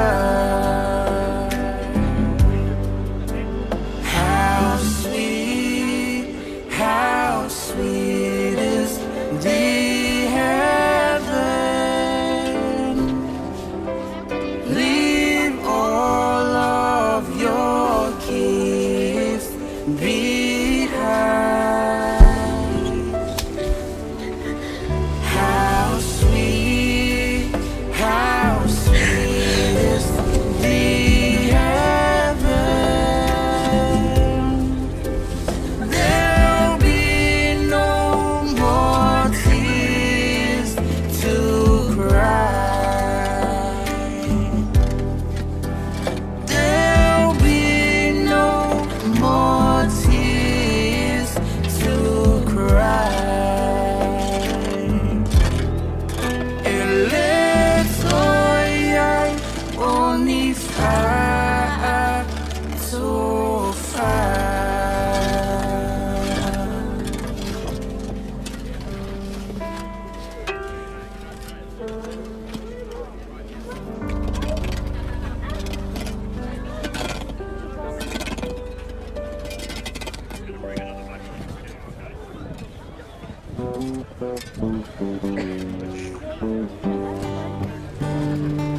I would like to dedicate this song to anyone who has lost somebody close to them.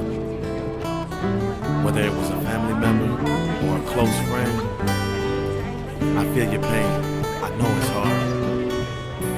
But to all my loved ones who have passed on, I want y'all to know you will forever be in my heart till my dying day. The memories of a lifetime together are more precious than many diamonds or pearls. The times we've had to share together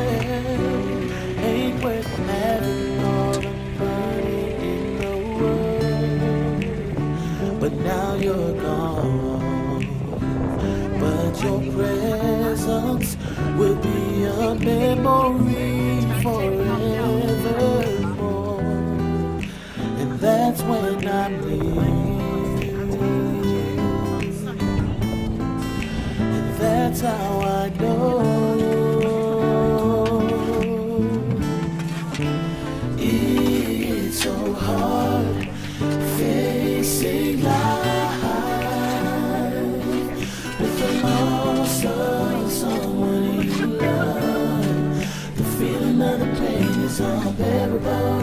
It hurts so deeply within your heart and soul. How can I face another day with the thought of knowing you're not around? In my heart is where your love will be found till my dying day.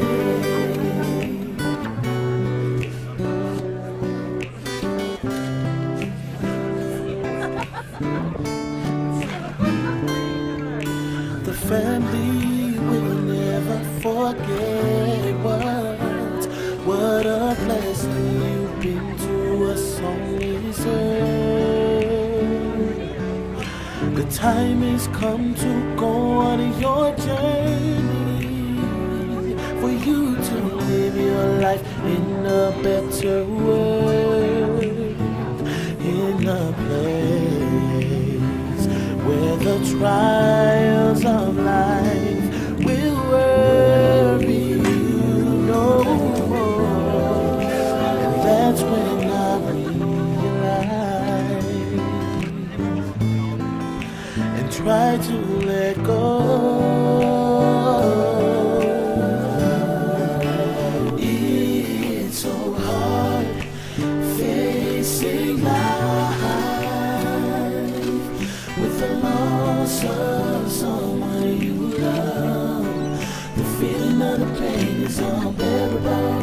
It hurts so deeply within your heart and soul.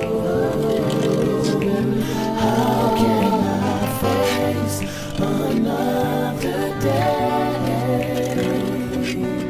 with the thought of knowing you're not around? In my heart is where your love will be found till my dying day.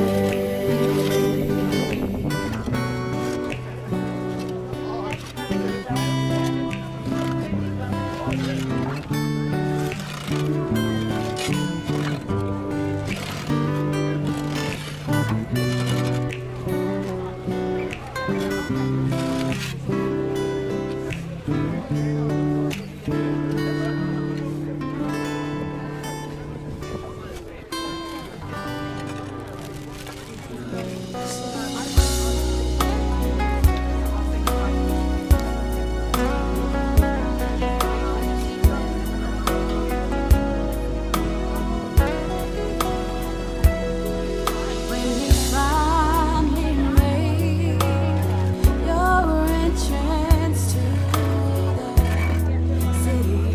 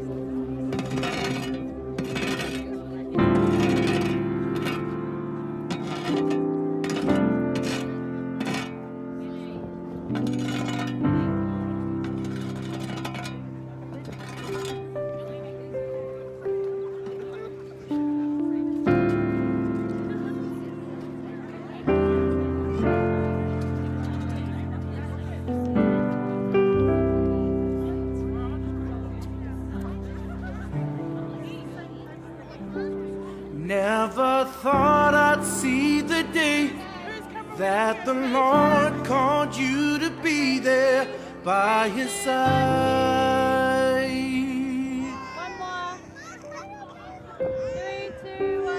Can't remember a day when you weren't around.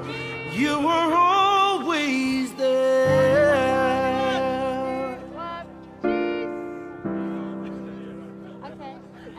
I still hear your voice in my head, hear you laughing, see you smiling in my mind.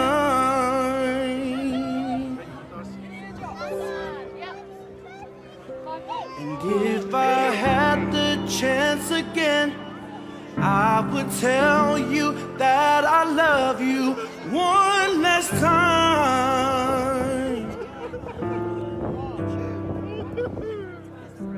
And yet I still can't believe that you're gone, that you're gone.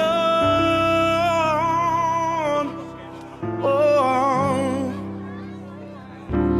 we cry, we cry,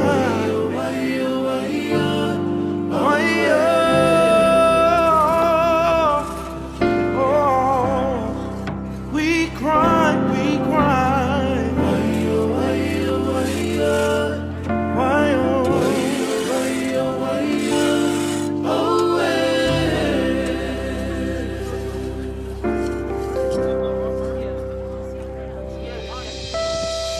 So many friends you left behind, so far away.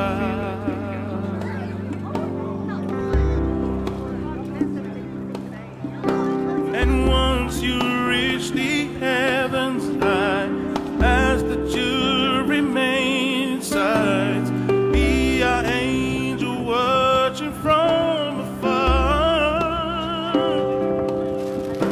I'm crying now, just wondering why you had to be the first to fly away.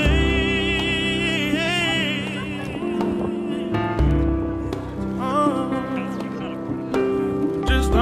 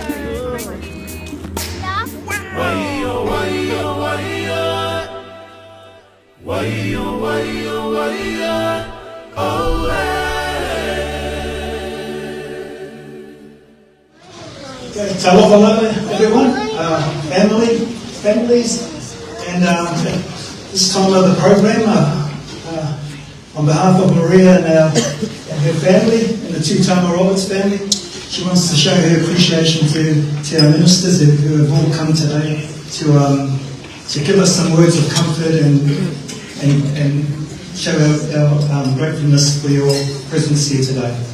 And yes, so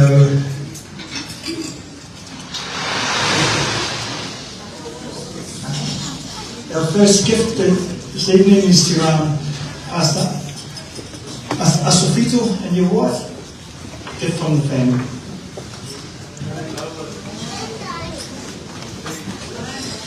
And gift to Pastor Tui and your family.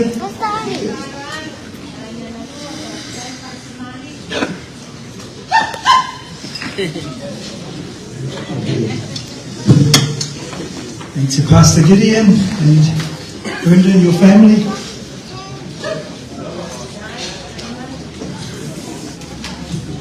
And Pastor Lofili and your family, a gift.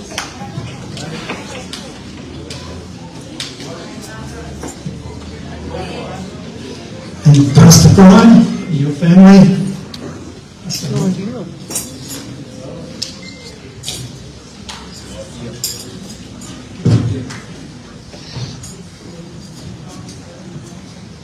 Pastor Roland, your family.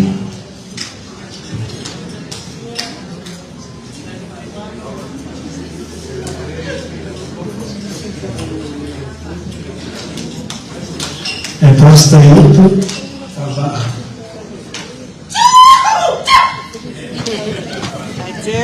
And Pastor Jason Chang.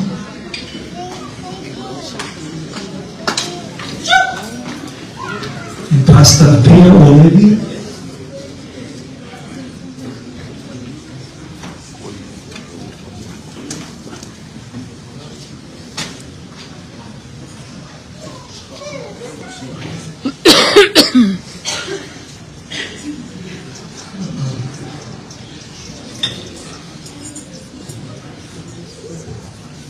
Siri Soba.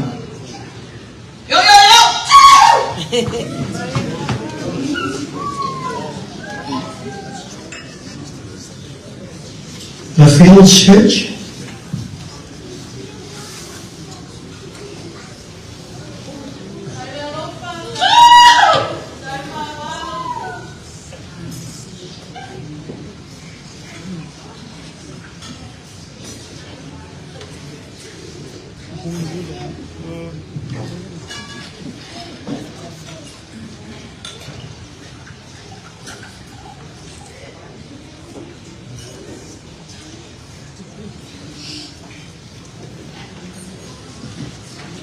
Henry Cassini.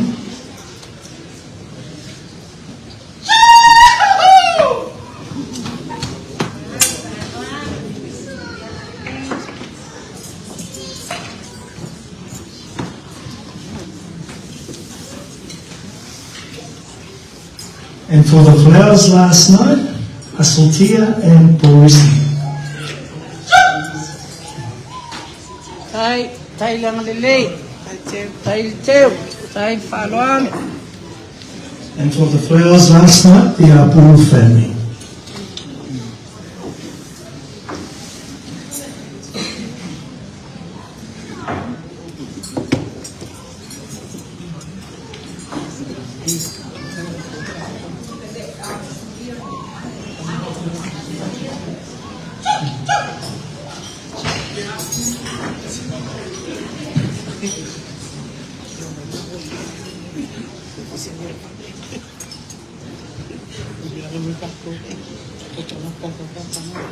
And to Jennifer. And for the flowers last night.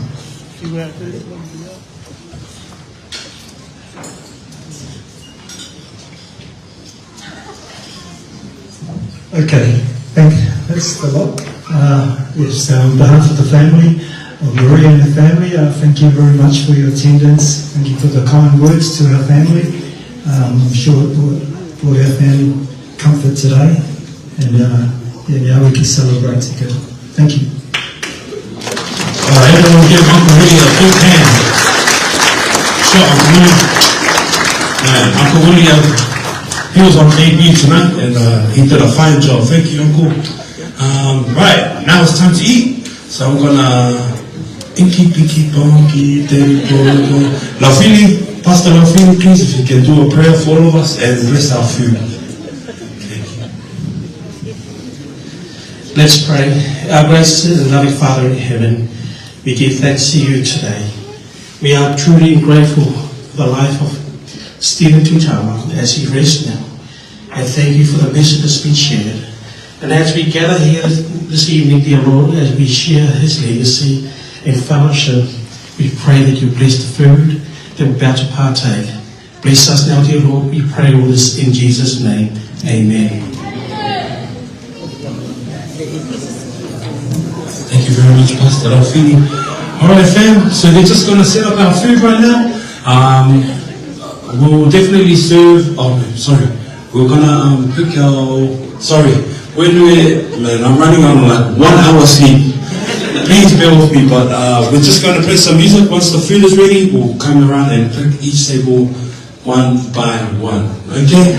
DJ, scratch me.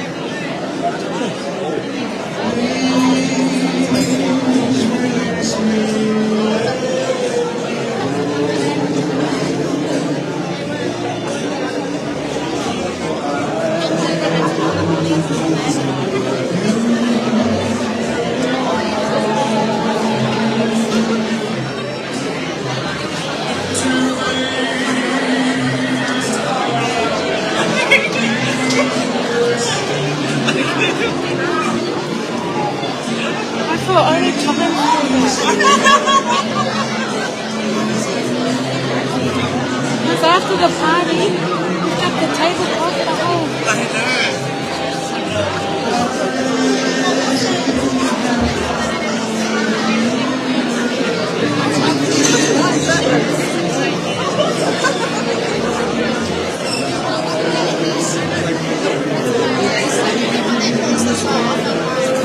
All right, family. It's finally time to eat. If I could please have our head table, if one of you can make your way to the buffet station just to my left, please. If you can slowly, make your way and help yourself to the buffet there. If you need some help to get some food, please raise your hand. Yep. Yeah. I can call all of our pastors.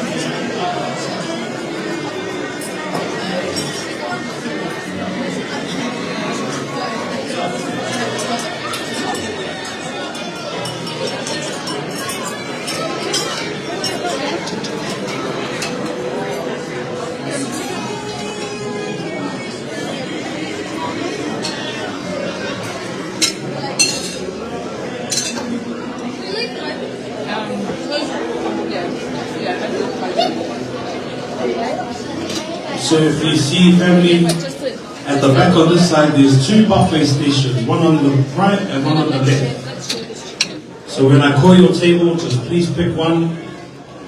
They both got the same thing. Okay? Thank you. This way, this way, this way. Oh, it's the same thing, it's the same thing. Listen, do you guys, is that looking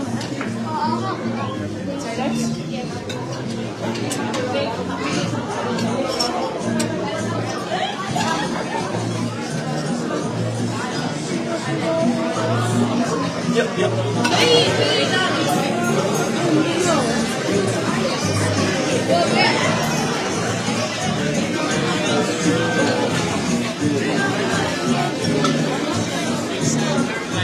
Yeah.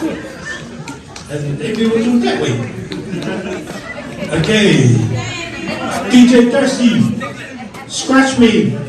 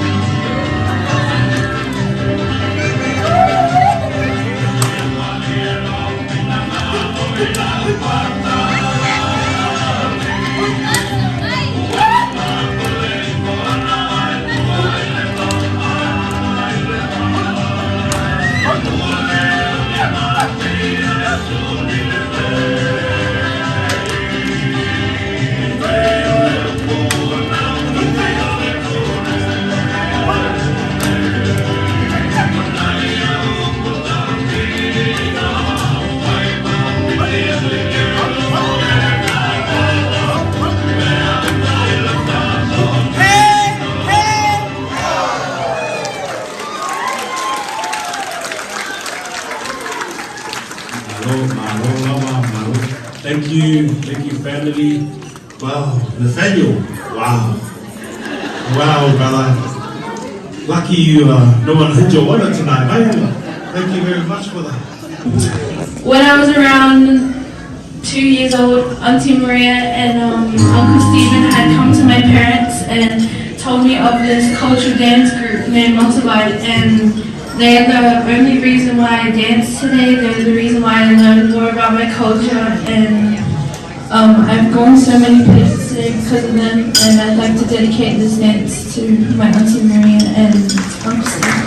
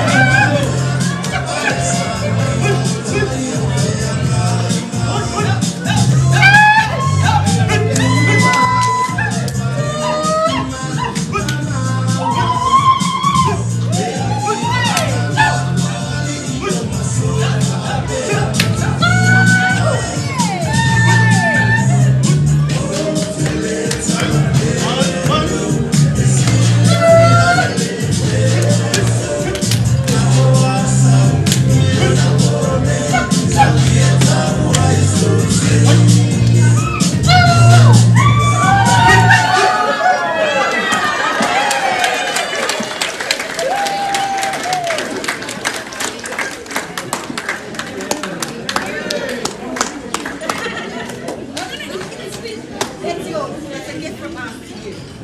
Maria Manali.